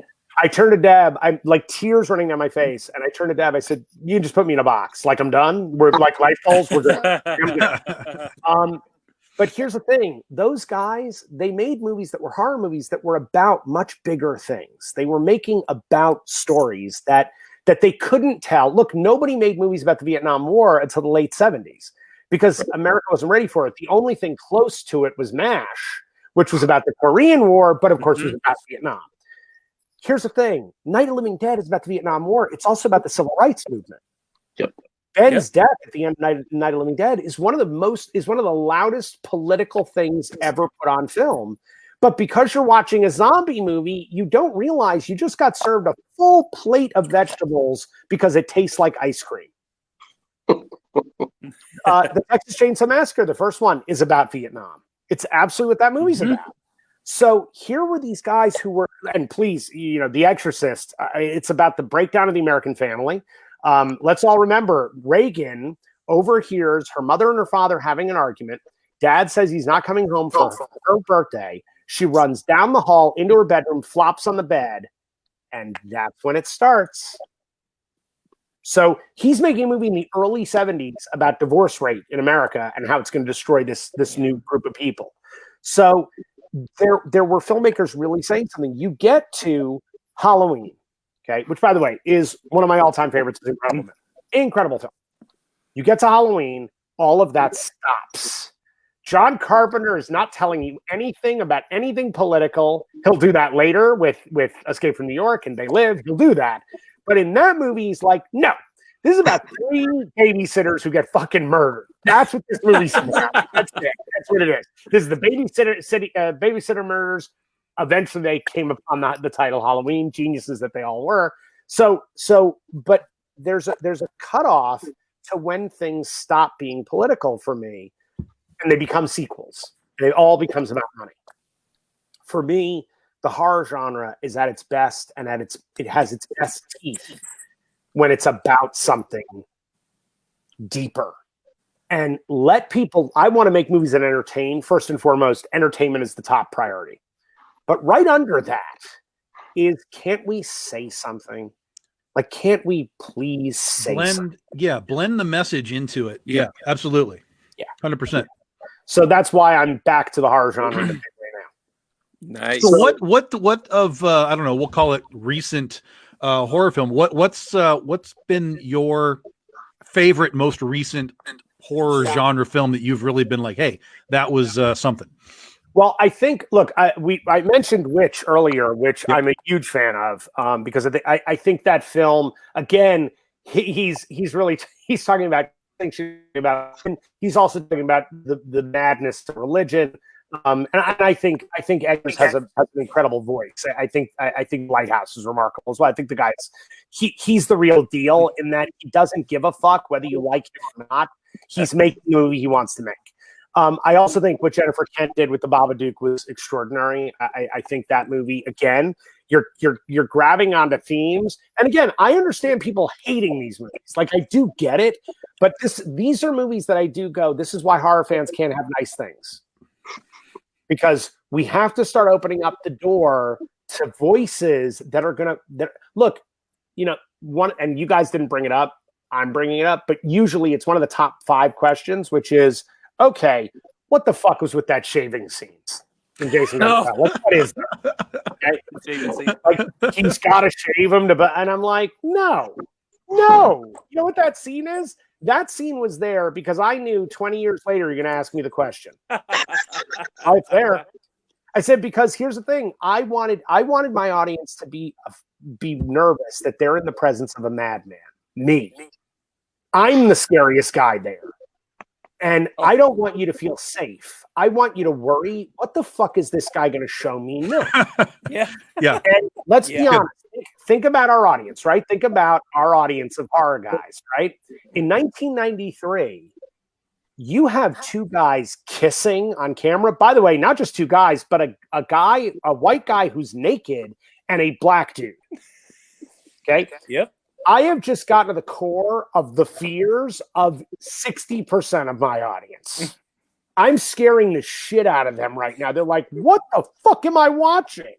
Which is great, which is exactly what I'm doing, because I want people to be challenged by ideas. And I think that the movies that I'm talking about are doing that. I think Hereditary is terrific up until it shits the bed in the 3rd act.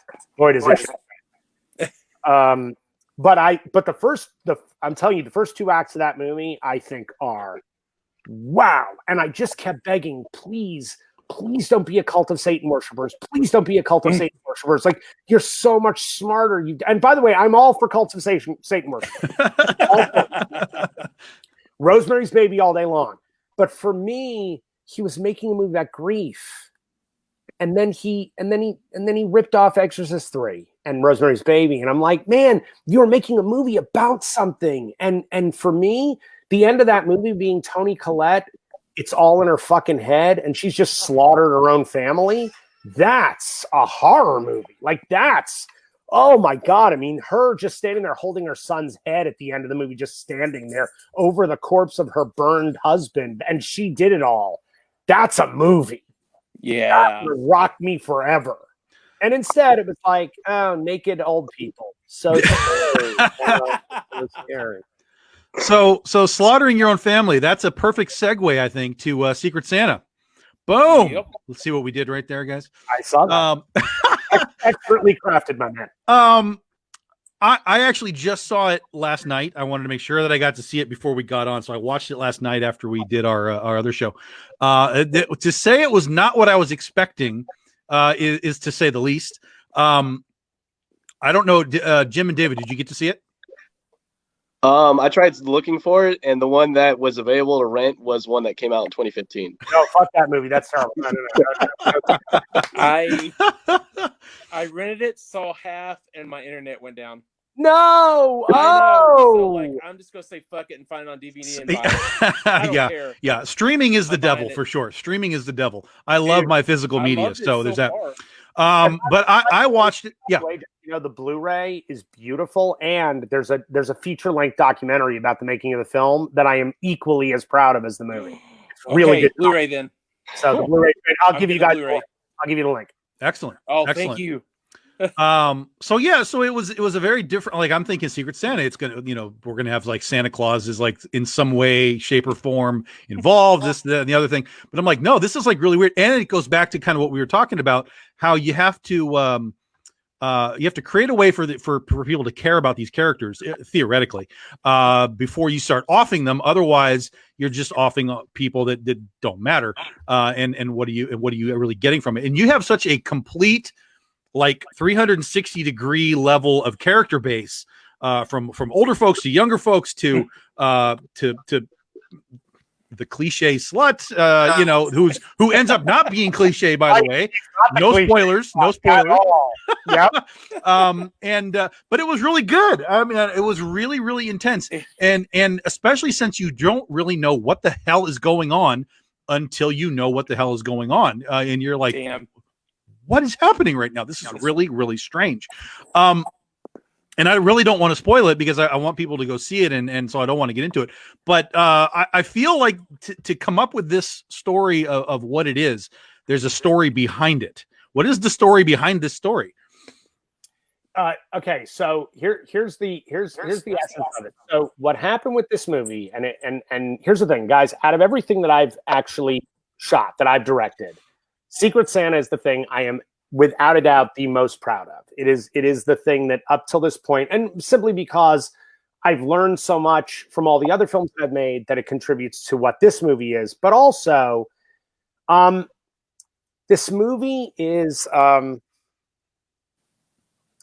it's the first film for my new company, From Skeleton Crew, right? And our company works in 3 divisions. We have a high budget division where we're doing stuff that's over $5 million. We have a television division where we're doing TV stuff, and then we've got my favorite part of the place, which is where the fuck did Roger Corman go? Yes. And that division is about, we give you a tiny amount of money, but you make your fucking movie. Right. Like, we are about at that point is the creative process and making sure you're telling the best story you can tell, your story. I have literally, like, there are writers that I beat up so badly because they're not being true to themselves. Where I'm like, they pitch me the story, they bring me a script, and I go, where's your voice? Like, why does this sound like every other fucking movie you've ever watched? Can you please? I said, when I'm talking to you, like, you're a badass. Where is that voice? Like, give me your voice. Where truly, I keep sending writers back going like, dude, write you. Stop writing me or someone else. Write you on the page. So what happened was, we had just started the company. My partner, Brian Sexton, who is truly the best producer I've ever worked with. Brian says to me, there's a drought of horror. I need a horror movie like right now to sell. And I was like, okay. I said, how much money we have? He says, we have no money. So I need to make it for nothing. I said, all right. He said, what do you got? You got any scripts that we can do right now? And he called me about this, I swear to God, Halloween Day 2015. And I went, let me go take a look. So I go to look through my stuff. And by the way, my wife, Deborah, and I have written over 80 movies together. Wow. So we go through these, all these projects, but nothing is what he's looking for. It's just not, I can't do it the way. But so I called Brian. I said, I got nothing, but give me a few minutes. Let me come up with something. Let me figure something out. He says, okay. So I call this woman, Pat Destro. Now, here's something you guys might not know about me, but one of the things that I did right after Jason Goes to Hell is I created an acting studio in California, in LA, where I've been training actors and directors for the last quarter of a century. Like that's one of my passions. So I work with about 60 actors every week, including during the pandemic online. Like we're on Zoom, I'm still teaching them. And the reason was I wanted to always have this troupe of actors that I had a shorthand with. And guys, these are all people that are working actors. These are people you watch on television all the time. So I had this group of actors. I have this woman in the class named Pat Destro. And Pat has this incredible house on Big Bear Lake up in Big Bear, California, about 2 hours outside of LA. So I called her up. I said, hey, Pat, you remember when you told me I could shoot at your Big Bear house? She's like, yeah, anytime you want. I said, great. Listen, I'm writing a part for you in something. I want you in it. I want the house. Can you do me a favor? I said, I know that the two houses on either side of your house are usually rentals. And during the winter, they always rent them out for skiing, right? She says, yeah. I said, can you check and see if they're available if I can have those two houses? Also, can you check with all your neighbors? I'll pay them out of my pocket, but ask them if they'll keep their Christmas decorations up till the middle of January. So she checks. She's like, both houses can be rented. I'll make sure you get a really good deal on it. I said, great. She said, and all the neighbors said they'll leave the Christmas lights up. I'm like, great. I am art directed. I'm done. So I went, okay, Christmas, house in the woods in the snow on a lake. I got to trap people. What's my movie? At 9:00 Halloween night, same day, I call Brian and I pitch him Secret Santa. And he's like, it's fucking awesome. He's like, that doesn't exist yet? I'm like, no. I said, give me 3 weeks. He's like, you got it. Deborah and I wrote the script in 20 days. We had a reading, swear to God, we had a reading the Tuesday before Thanksgiving that year. I did a polish. We did a reading the Monday after Thanksgiving. I spent a month pre-producing. I went to Big Bear the first week of January. By Martin Luther King Day, I was done. So from the beginning of the idea to the end of shooting was 2.5 months. It was 10 weeks. Wow. And I've never produced something so fast in my life, but I knew the actors I wanted. I went to each one of the actors, and it was amazing because like Michael Rady, who's in the film, Michael is one of the kings of the Hallmark Channel. He's in like 3 Christmas movies a year, Michael. He's always like, he's the executive who has to learn that Christmas matters. He was the lead of he's one of the male leads in Sisterhood of the Traveling Pants, the 2 movies. He was Costas, the Greek boy. So he has a big fan base. He's done a ton of television shows. And so Michael was my next door neighbor. And I walked, and he was also a student of mine. And I walk over to his house and said, hey, Michael, I said, I'm going to be doing this horror movie up in Big Bear in January. You available? You want to play? And he's like, you're doing a horror movie? I said, yeah. He goes, yeah, I'm in. And I said, well, do you want me to give you the script? He's like, no, I'm in. Got done. So that was what happened with each one of my actors in the film. I went to each one of them, said, are you available for these dates? And there was one guy who wasn't available for the full time, but could give me half the time. So I went, great, I'll kill you first. Done. And I literally, like, by November 1st, I'm sitting at my computer and I'm writing like a madman. And I mean, I was writing like 10 pages a day. And it sang to me. The reason it sang to me, there was a real reason. So my parents were married on Christmas Eve. Okay. My parents are Jews. So the reason they were married on Christmas Eve was that they could get the synagogue for nothing. Okay, right? Second, my mother loves the Christmas season, like loves the decorations, loves everything about Christmas, like loves it, right? She loves Macy's Christmas, which is a very American Christmas. So she loved the look of it. So her wedding looked spectacular, twinkly lights everywhere. It's just like beautiful. Well, then my parents would have an anniversary party every Christmas Eve. But when they had kids, they were like, well, we got to do Christmas. So I was a kid who grew up with Hanukkah, and then there would be a Christmas tree in our house, and then we would have this spectacular Christmas, right? Well, by the time I was 6, my parents separated, but they still had the party.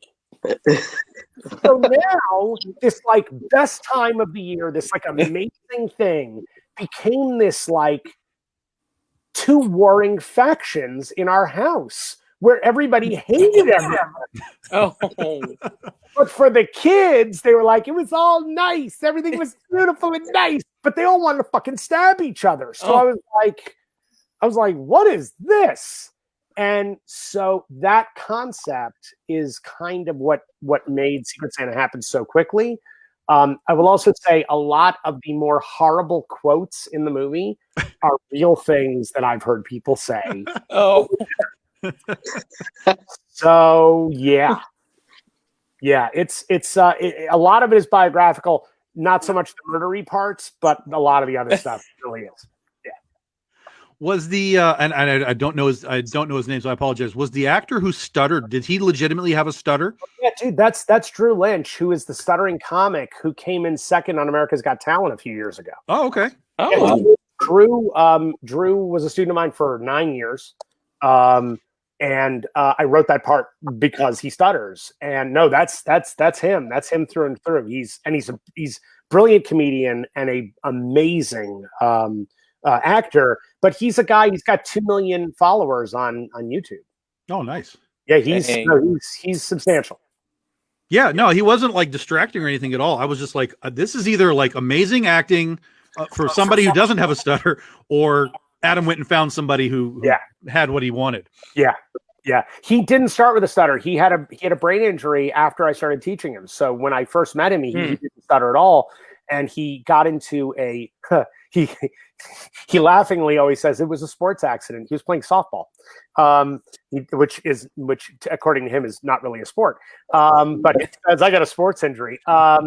And his vocal nerve got hit by the ball, and he fell backward and smacked his head against a rock. Ooh. oh. And he went home, fell asleep, but he'd concussed himself. Yeah. So he ended up with brain damage from the vocal nerve. And so he's got that stutter.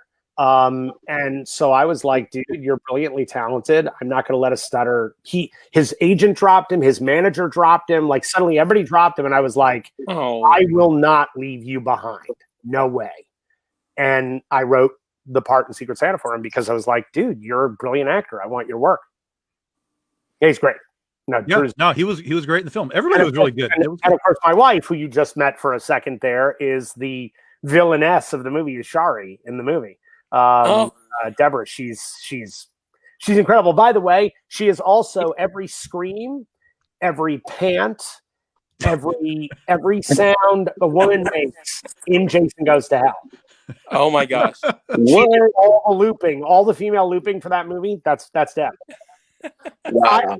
I, by the way, am the voice of Jason. When Jason gets all shot and he's all that stuff, that's me. Sean was too cheap to bring the actors back, so he asked if Deb and I would just do it. And Deb, we had just met, and he's like, "Your girlfriend's an actress; she can come in and do the voices." And I'm like, "Yeah, sure. I'll give her a couple bucks." He literally gave her a couple of bucks. So this question goes, I guess it goes to both things here, is because in Secret Santa you've got the slutty girl. Yeah. How weird is it to cast those parts? Like, hey, we need a girl to like blow this guy in the car, and is that like really awkward and weird? Okay. The girl who plays Jacqueline in the movie is a woman named Michelle Allaire.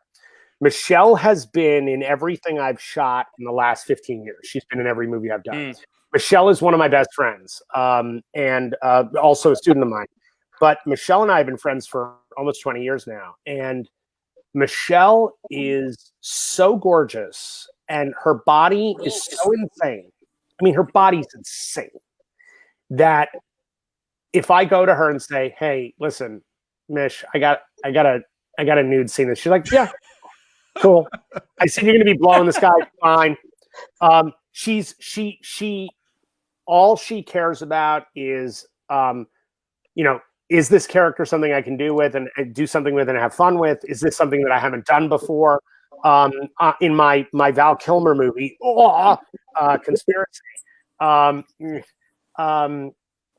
Sorry, I have a nervous tick when I bring up Val. In that movie, she's one of the opening images of the film, actually, Michelle, and she's completely nude, laying next to Val, who tried to grab ass with her, and Deborah was standing there, rolled up a copy of the script, and slapped his hand, and went, "She's not for you." But here's what I can tell you about nude scenes and that kind of material. I hate shooting that stuff so much, and I mean hate it. It's horrible for me. The actors are always like, "What do we got to do? Okay, we got swing the leg open. Okay, I did." Like they could care less. They're so like blase blah. I feel so gross when I'm shooting that stuff. I'm sorry. We're just gonna. And the nude scene in Secret Santa was the second shot of the entire film. Oh, wow. And the reason why is those two actors, Nate Hedrick, who is so good in the movie, and Michelle, they had been starving themselves for weeks knowing they'd be on camera naked, so they wanted to look as good as possible. And I said, "Hey guys, how about we shoot this first thing up and then you guys can have a sandwich?" Like, yes. It was great. Like that was out of the way, and then they could just enjoy themselves the rest of the shoot. Yeah. So my favorite thing though about that nude scene in Secret Santa, and Jim, you haven't seen it yet, and David, I think you've seen this part, but when he's having sex with her on the bunk bed, right? I had to stage an actor under the bunk beds for the moment they grabbed the keys, right? Bill.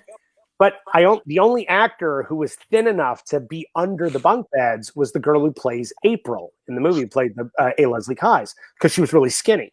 So she went under the bed and she was going to grab the keys. So it's her hand. By the way, it's a different hand grabbing keys in each one of the scenes. I did that.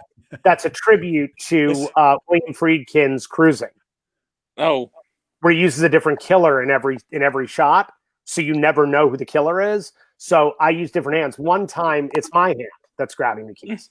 So I used men, women. I used all. So here's the thing: A went to grab the keys, but she had to look up in order to see when she would get her cue, and literally had to look up into the crotch of both of her friends above her. I don't think she's ever forgiven me to this day for that moment. So I'm glad you covered that question, because one of my questions for you was going to be the Texas Chainsaw 3D. Now I'm a huge Texas Chainsaw fan. I live in Texas, so I've been to where some of the parts where they filmed it. Now when that movie came out in 2013. I was in the Navy, and when you're in the military, sometimes you get like early access to some of those new movies that are coming out. So I might have been one of the first people to see it. And I was on a submarine, so I had no access to the internet. I wasn't reading reviews or nothing. It was like, here's a tape, and they put on these little mini VHS tapes, because the player that we had because we're using 80s technology on an American submarine. It's weird.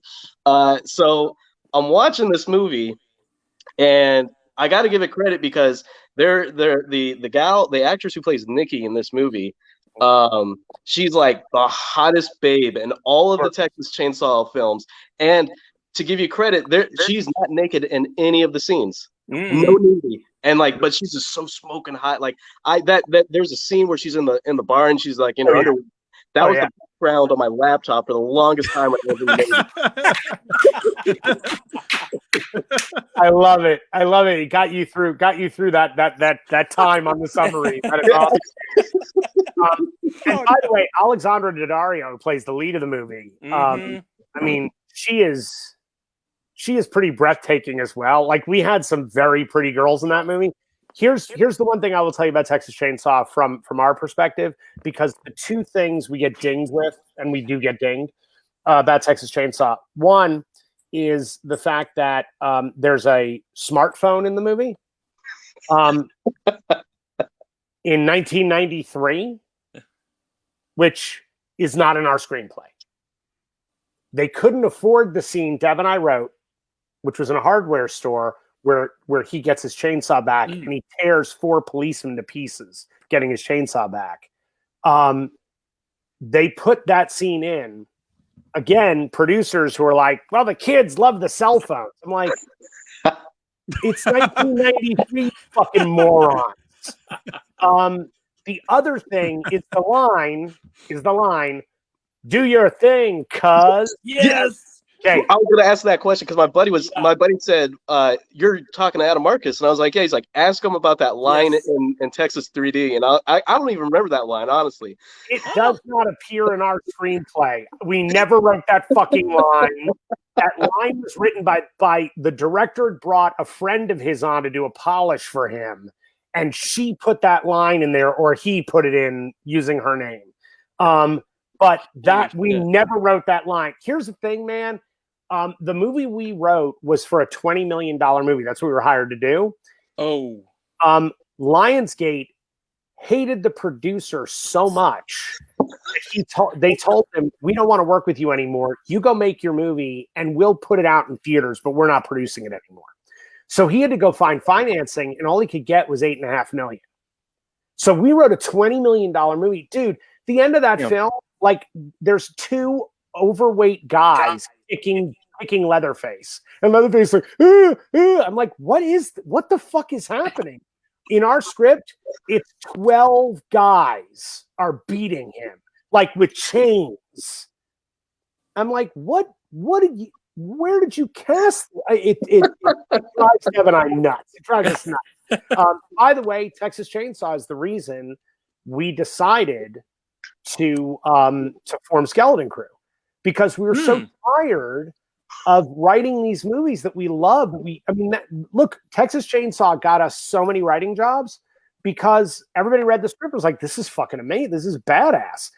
And then you go to see the movie and you're like, where's our movie? Like, why didn't you shoot a fucking movie? And so, yeah, man, look, I will tell you this. Dev and I, right after Texas Chainsaw, we were offered a job writing a Cabin Fever sequel. And so, Cabin Fever 2 being the mess that it was, and I do not lay that at Ty West's doorstep. That's not Ty West's fault. Ty West's a terrific filmmaker. That is truly interference. That is not him. But we were asked, this was right after Cabin Fever 2, they wanted more sequels. And so we wrote a movie called Cabin Fever Outbreak. And my concept was, I wanted to make something that was sort of David Cronenberg's They Came From Within, or Shivers, mixed with Lucio Fulci's Zombie. Okay? And I was like, I want this disease to be a smart disease, where the disease knows the only way it goes from person to person is bodily fluids.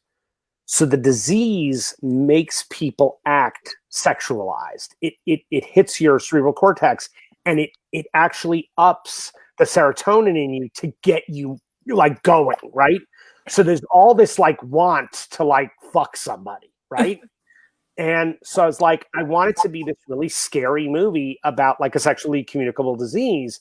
But once you've got it, you're like this, almost like this sex zombie that's like just out to like keep repeating the action.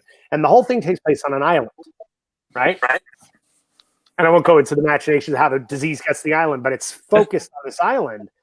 And this doctor who's brought in to figure out what's going wrong with these people on the island. And there's a resort on the island, right? So It was like a luxury resort, and then all the people who work the day jobs at the luxury resort live in this almost like a shanty town on the island, right? And they're the people who are being quarantined and treated like the dirty people, right? While everybody's partying it up at this resort, and eventually those dirty people are going to go to the resort. So that was kind of the zombie aspect of it. So they wanted me to direct this movie. I did not want to direct this movie. Like, I just didn't want to do it. Like, it was a movie that I loved. I loved the script. I was really proud of it. But I was like, no, I'm good. They would not let it go. Like, they really wanted me to make the movie. So I was like, I said, okay, I'll write you my director's statement of what I would do with this movie. So I write in the director's statement, I said, okay, first, I need to hire for this role, this role, this role, and this role. I need to hire X-rated performers. I need people who work in porn. Because if we're going to shoot this thing, then we're going to shoot the first horror movie that is also a full-on X-rated movie. That's it. Like, it's a movie about sexually transmitted diseases. I need people who can perform that stuff. They stopped bothering me. Oh, man. Wow. But here's the thing. Had they let me shoot that movie, by the way, I wouldn't have shown penetration. But I wanted actors that were willing to do the work that would have to happen in order for that stuff to feel honest and real on camera and scary. And that's the thing. When you go to studios, you talk to studios about stuff that I talk about, they go, "Are you out of your mind?" And I'm like, "Yes, now you're getting it." Because again, if we're gonna keep making horror films that excite a new audience, we're the envelope pushers. If not us, look. I mean, you take a look at the cast of Jason Goes to Hell. You take a look at the cast of Secret Santa. I fill my movies with people who look like my world. Okay, all different colors, all different sizes. You even mentioned earlier the ages of my cast. Like, it's all, I run the gamut. And there's a purpose that, Jason Goes to Hell is the first Friday the 13th movie with an adult cast. It's not a group of teenagers. There's a few teenagers in there, but it's, I was like, look, I grew up with these movies. I'm in my 20s now. I'm making this movie for people like me. Don't we want to see people like us? Don't we want to see all different kinds of people? And I think horror is the play. It's why I turned down Pumpkinhead 2. I think horror has to be the first line of defense when it comes to not making statements about this. That I'm not interested in. But in just doing it and showing it. Like, just show it. Like, we're like, I love when people say that horror movies are, usually it's, women being chopped up and blah, blah. I say, it's interesting. Almost all the movies you're complaining about have final girls who destroy the monster. Like, I think we're the most progressive of all of this stuff. Like, we're not saying something terrible about women. We're actually kind of empowering women. And, I'm sorry, there are sluts in our, you mean sexually powerful human beings? Like, I'm sorry, don't we all like sex? Isn't that a thing? Like, we want to make that a dirty thing? So, no go. It's why Jason Goes to Hell is the only Friday the 13th that does not have a sex equals death scene. It has an unsafe sex equals death scene. I wouldn't do it otherwise. I wouldn't shoot it otherwise. And I was like, if they choose not to use a condom, I'll kill them. That's literally because you had to put that scene in. They told you, like, put that scene in. Was that basically your back comment? Like, can we do the condom thing? They wanted campers doing all the things you shouldn't do at camp at Crystal Lake in a scene. They wanted that scene. And I said, the only way that I will shoot a two people having sex and getting killed for it, the only way I'll do it is if we have something to say about safe sex. And I will tell you again, New Line, they loved it. They were like, that's a great idea. By the way, the Wall Street Journal gave us a rave review on that movie and called it a return to morality. I couldn't believe it. I was like, did I just read that? So yeah, I think that again, I think that if we're gonna make horror movies, we should have something to say. And even in our tiny little way in Jason Goes to Hell, I tried to make that the point of the movie. Like there's little things. Look, I made a movie about a guy who doesn't know he's got a kid. And think about it. And think about this, because the structure of the movie is a little more impressive if you think of it as the end of a franchise. Because I was told this is the last Friday 13th. Oh, that was going to be one of my questions was how do you make like a quote unquote reboot, but it's the end? Yeah. Right. So what I said was, okay, the first movie is about a mother who's lost her son. The last movie is about a father who finds his daughter. That's literally, it's a bookend. Mm-hmm. So, and it's this kind of positive, upbeat ending where the first Friday the 13th has this sort of nihilistic ending. As like, it's got to feel like we're closing an arc off. So look, again, whether it works for everybody, doesn't work for everybody, I totally get it. But the idea behind it was bigger than what most people give it credit for because they're too consumed with the fact that, what did you do? You blew them up. Yes, we blew them up. We blew them up. I got it. We blew them up. We blew them up good. You know? So, and look, Secret Santa is, and why I would always recommend seeing the disc of the movie, because it has the documentary on there. The movie is almost like a fuck you to families, or at least to the families we're born into, not the families we choose. Right. Yes. Right? I am all about the family you choose. What's great is the documentary is about Skeleton Crew and the family of artists. And that's what I love about the doc is that it's about the family you choose. So on the same disc, you've got this like nasty, acidic, fuck you to familial Christmas gathering bullshit. And the other one is, but the people you choose to be with, they can be your family and they're badass. Because sometimes, look, guys, we all know, like sometimes you just get dealt a shitty hand. You have a great person in the family and you meet their family. You're like, God, how did you come out of that? Like, how did that happen? Well, it happens all the time because there are shitty families that have great people in them. I mean, please. And now politically, Secret Santa is very political.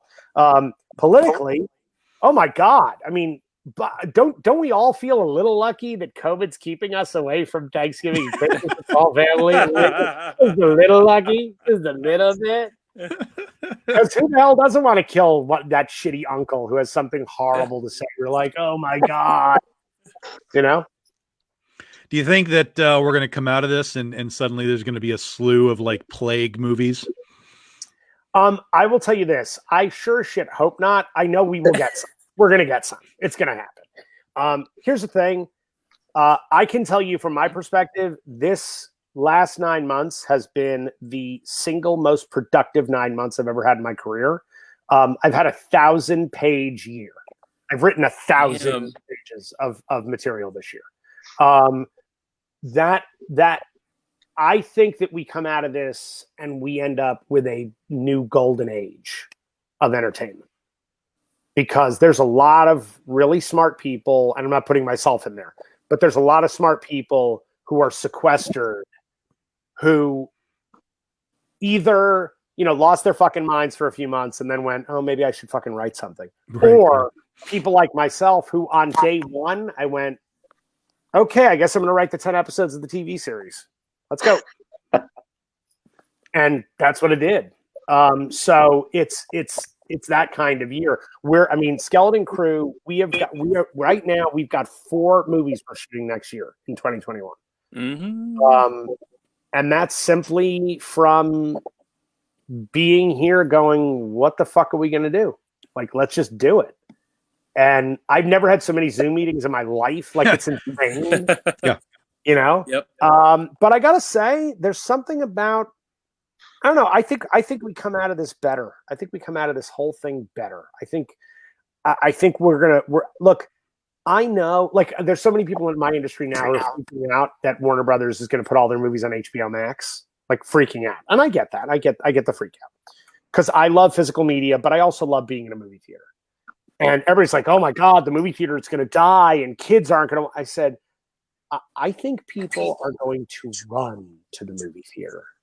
I think people are finally going to go, oh, Janet Jackson never lied. Don't know what you got till it's gone.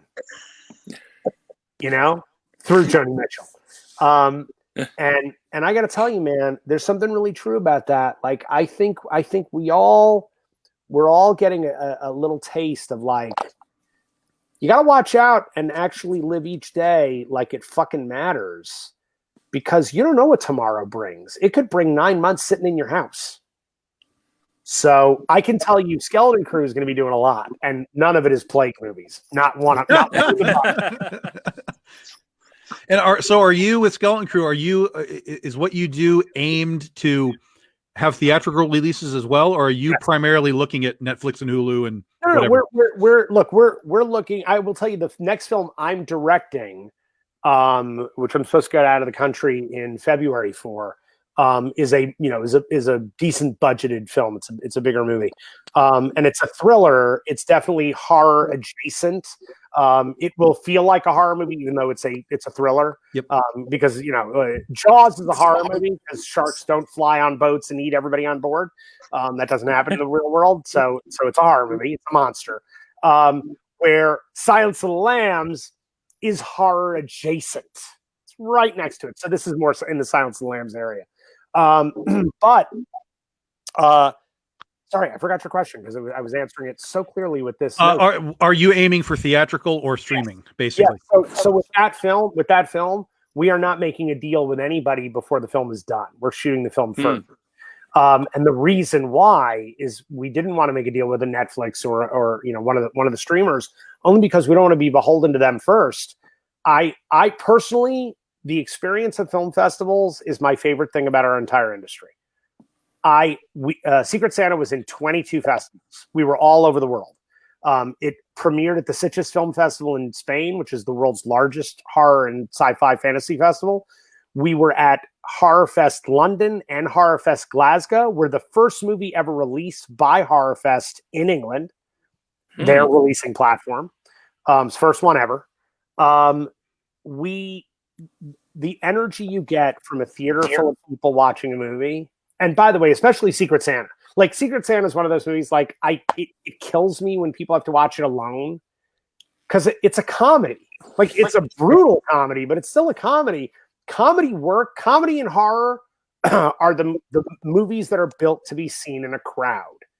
Because people laugh at different shit. Like, I always love when people go like, I hate that sitcom because it's got a laugh track. I'm like, no, you don't. Take the laugh track off of it. See how funny you think it is. I don't think you're going to laugh so much. Yeah, laughter incites laughter. Yep. So, I totally get that. And screams do the same thing. Yeah. When some girl in the third row screams, dude, we were watching Texas Chainsaw on opening night in LA. And I had like 45 people with me from like just my gang with me. But the theater was packed. By the way, Texas Chainsaw came in #1 at the box office the weekend it opened. Yep. And it prevented Django Unchained from ever going to #1, which I take more as a badge of honor than going to #1.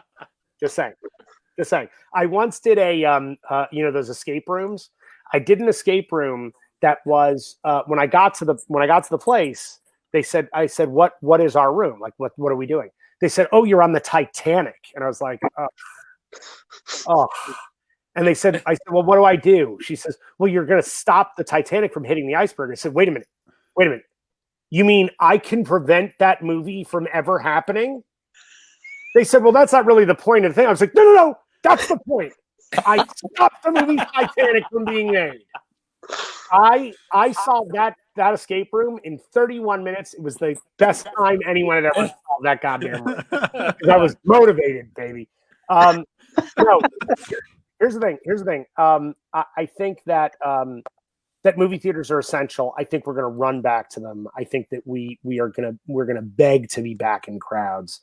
And for my money, man, Horror movies are going to lead that charge. Look, by the way, all of these drive-ins that are popping up, number one movie almost every weekend has been a horror film.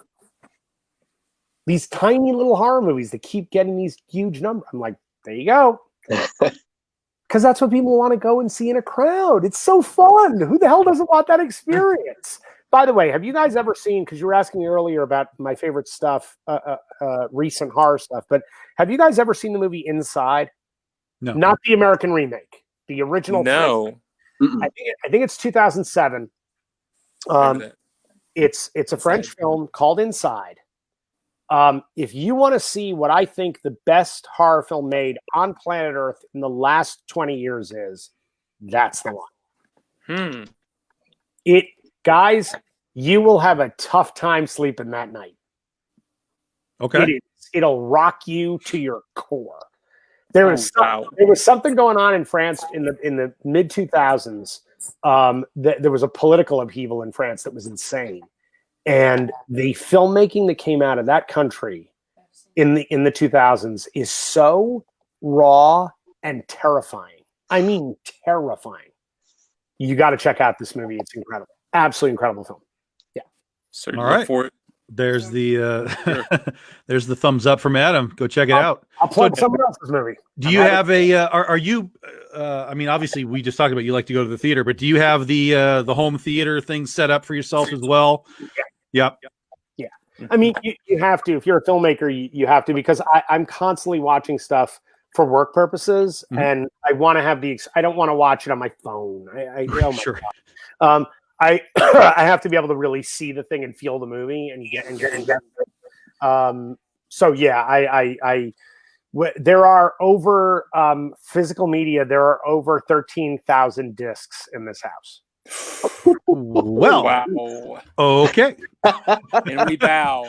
And by the way, that's like, guys, that's foreign films to classic black and white to horror to musicals. Like, it's all of it, because I think, again, if we are to be well-rounded in our storytelling, we have to understand all of it. And my personal favorite movie is All That Jazz. It's hands down my favorite film. It's not a horror movie, it's a musical biography of one of the bravest filmmakers to ever make movies, because he predicted his own death. And the guy was so raw about himself and who he was. So yeah, I love film in general. I love all of it. I mean, of course, we've had things like Sweeney Todd, but have you ever thought about trying to figure out how to make the horror musical? Yep. Is that something on your plate? Totally. And I will tell you, Johnny Zombie originally was a musical. Okay. Nice. It was. When it came out, it was My Boyfriend's Back, which is, which, look, for people who grew up at that time, there's so many people who love that movie, which I think is great. Like, it's kind of a sweet little movie. But I got to tell you, man, the script of that movie was a hard R. It was like gory as fuck. And it, oh God, they fucked up that movie. Because again, going in the idea of like having something to say, Dean and I, when we were living in New York in the 80s, I had a lot of friends die because of AIDS, like a lot of friends. And what we were doing with Johnny Zombie was that, the basic plot is a kid who feels completely normal, feels ordinary. He's not a nerd. He's not a cool kid. He's like so many kids in the middle. And for one night, he wants to be extraordinary, and he chooses prom night. It's going to be that night. So, by the way, I love your shirt, dude. That's awesome. Jim, great shirt. Oh, thanks. Yeah. Great. So I just noticed that. I was like, wow, that's great. So this kid is gonna ask this girl that lived across the street from his whole life, who is like one of his best friends, Missy. He's gonna ask her to the prom. On the night that he gets up the balls to finally ask her out, he is shot and killed at a convenience store holdup protecting her.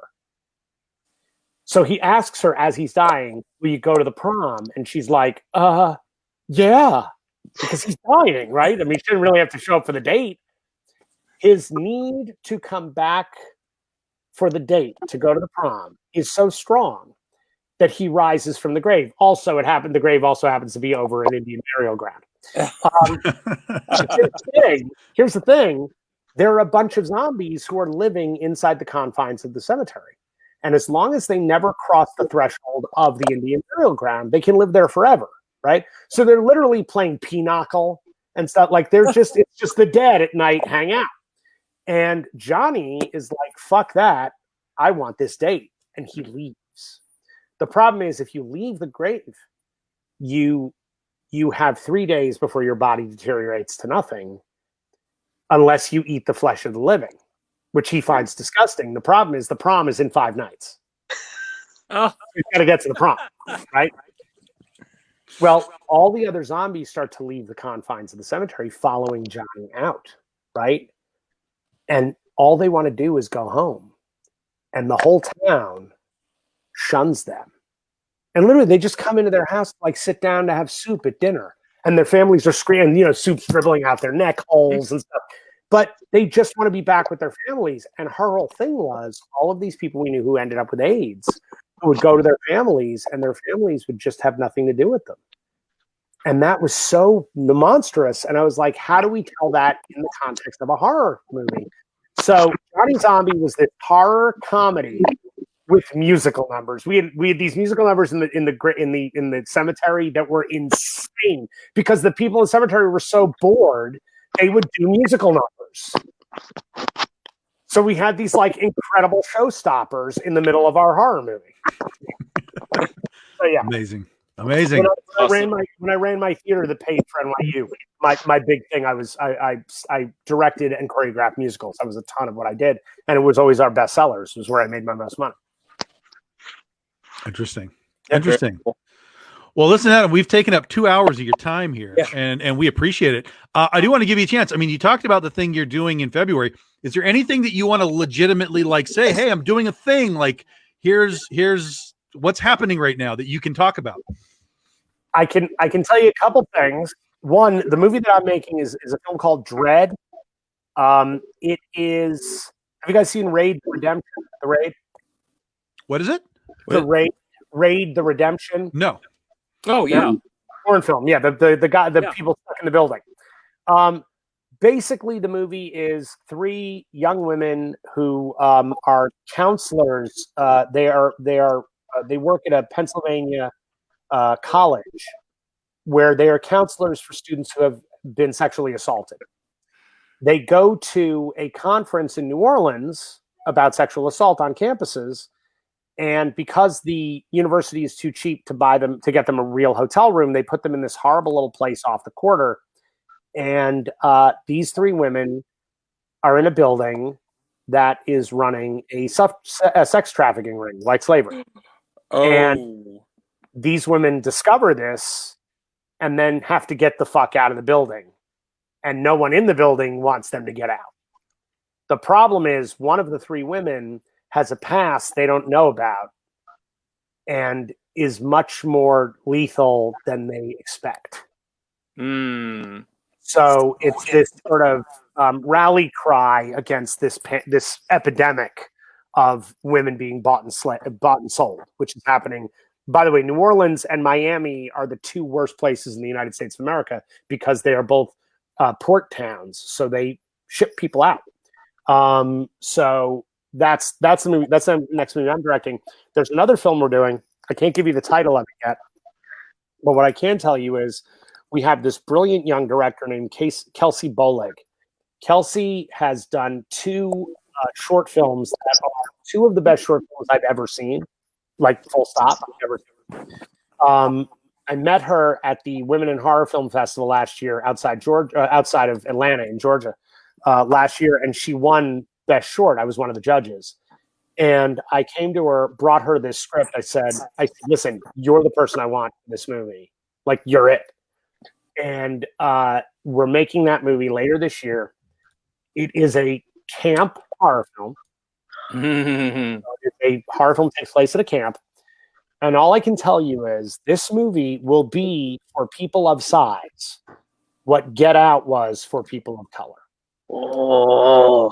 Oh. That's exciting. It is Yeah, also that's- Deborah and I wrote it with this wonderful young writer, Lindsay Hollister.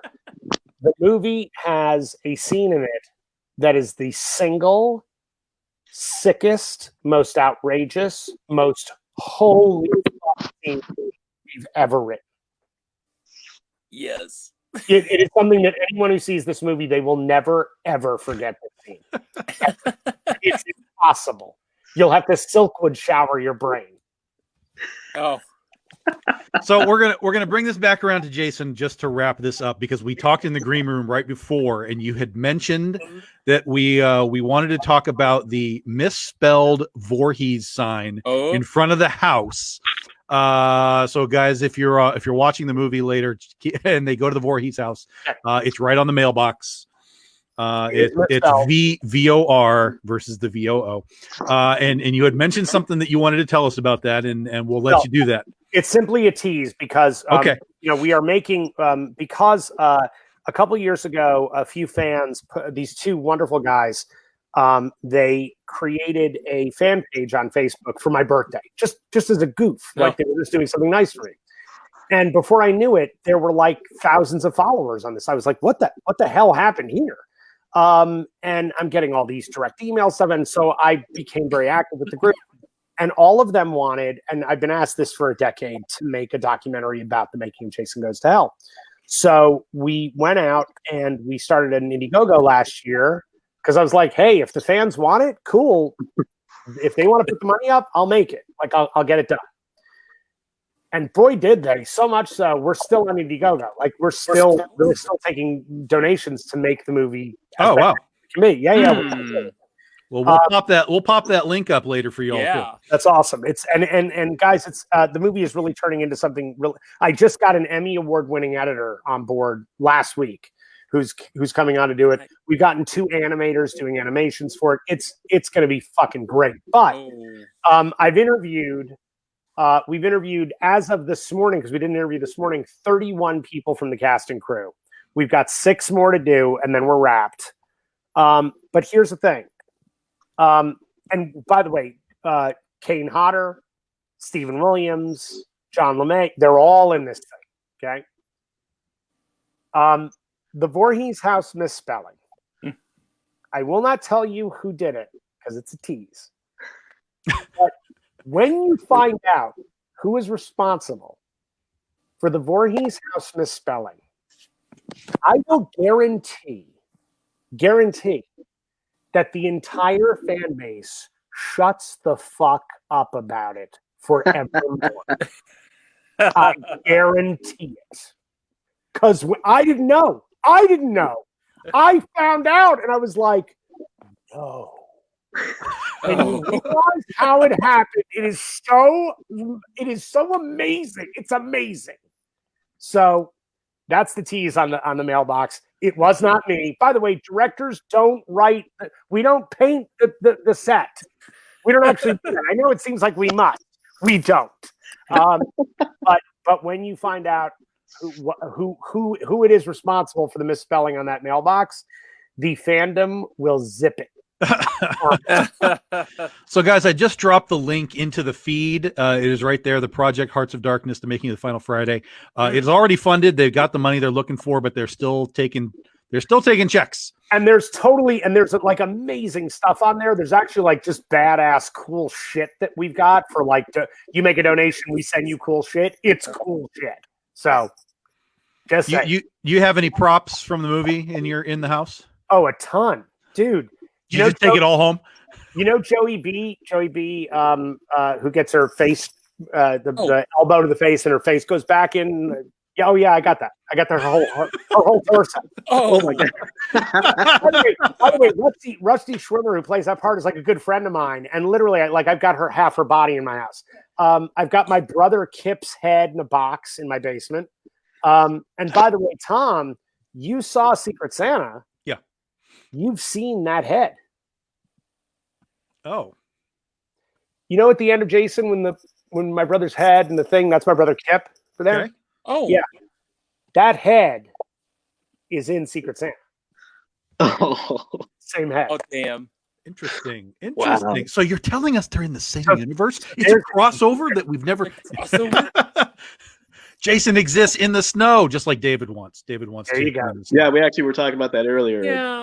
Jason in the snow. Have you guys seen? Or Have you Jason seen in the the sequel to? Have you seen Never Hike in the Snow? I've heard of it, but I have not Oh, watched it yeah. yet. No.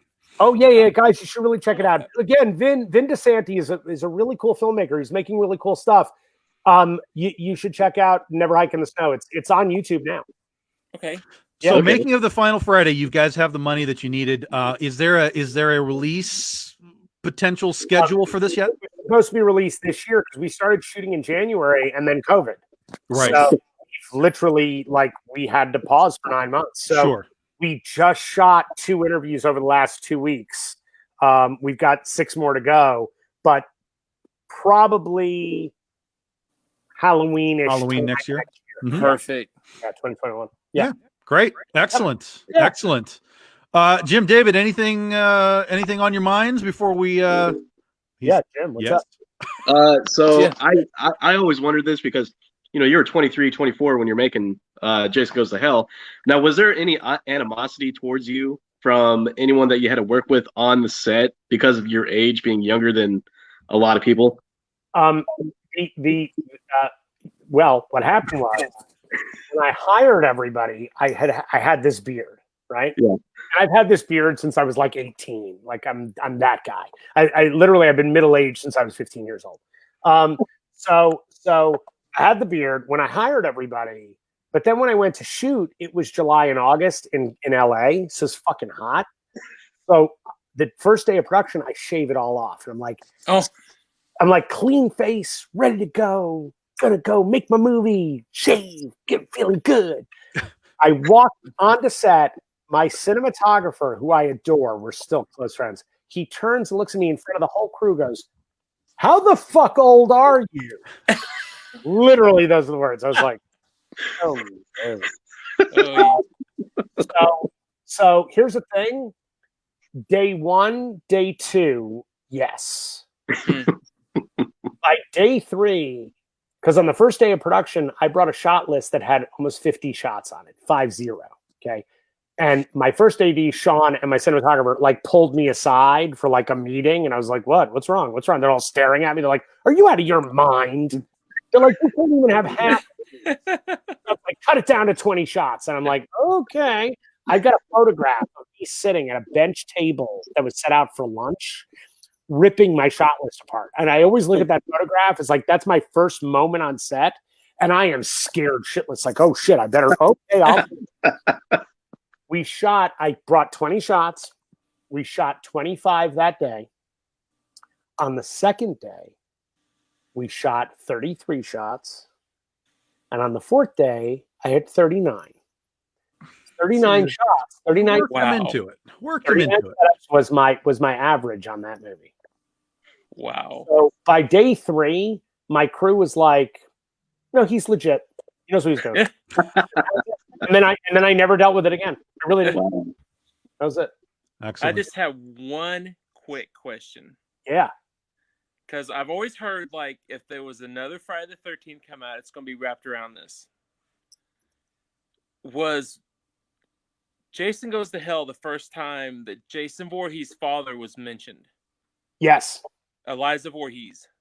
Elias Voorhees was originally his brother. Okay. It's a character I created for what was the original treatment of the movie, which was far darker than the movie I ended up making. Wow. Like way darker. Oh my God, so dark. And then when we didn't use Elias as a brother, Dean asked me, like, "Can we make that his dad?" And I was like, "Yeah, sure. It's a great." I wanted a biblical name, so Elias became his dad instead of his brother. But yes, that's the first time you ever Very get cool. Elias. That's it. If they ever come out with the Friday the 13th, I'd love to see that aspect of it. Oh, me too. Yeah. Dude, I couldn't agree more. I think there's a great comic book called Friday the 13th, Pamela's Story. Mm. And it's excellent. I mean, it's one of my favorite of all of the horror comics. Like, I love it. And it's about Pamela Voorhees as a young woman with this child. I mean, it's really good. It's really good. So I recommend checking that out. because I would love to tell her story. I think that's a cool story. Yeah, Awesome. yeah. I mean, and in this day and age of like, Avengers crossing over and all this kind of stuff, I feel like creating a universe for these things Yes. kind of makes sense in some way. Are these companies even? I mean, because after the reboot, the Derek Mears thing, all this kind of disappeared. Yep. Are they even actively considering anything at this point? Do you know? The rights are in terrible shape because Sean Mhm. Cunningham has been sued. He lost. Victor Miller was getting the rights, was going to own the rights, which is beautiful, by the way. Like, what a glorious thing. Sean is still fighting it in appeals, and quote unquote, I would rather I'll be dead before I'll give Victor Miller $1. It's really nice. He's a lovely man. And anyway, so he that's what he wants to do. He wants to live out his life without letting any more Friday the 13th material get made. I think that Victor's going to win. And if that's the case, you will see a lot more Friday the 13th stuff. Okay. By the way, the video game is badass. Like, Sure. the video yeah. game, they had to stop the video game because of this. Mm-hmm. Because of this lawsuit. I mean, I think it's terrible. But again, if it forces the horror community to have to reinvent itself and make some new slashers and create some new monsters, so be it. Like, let's get to work. Let's make some cool shit. We can. We really can. I'm with you. I'm Yep. with you. With you 100%.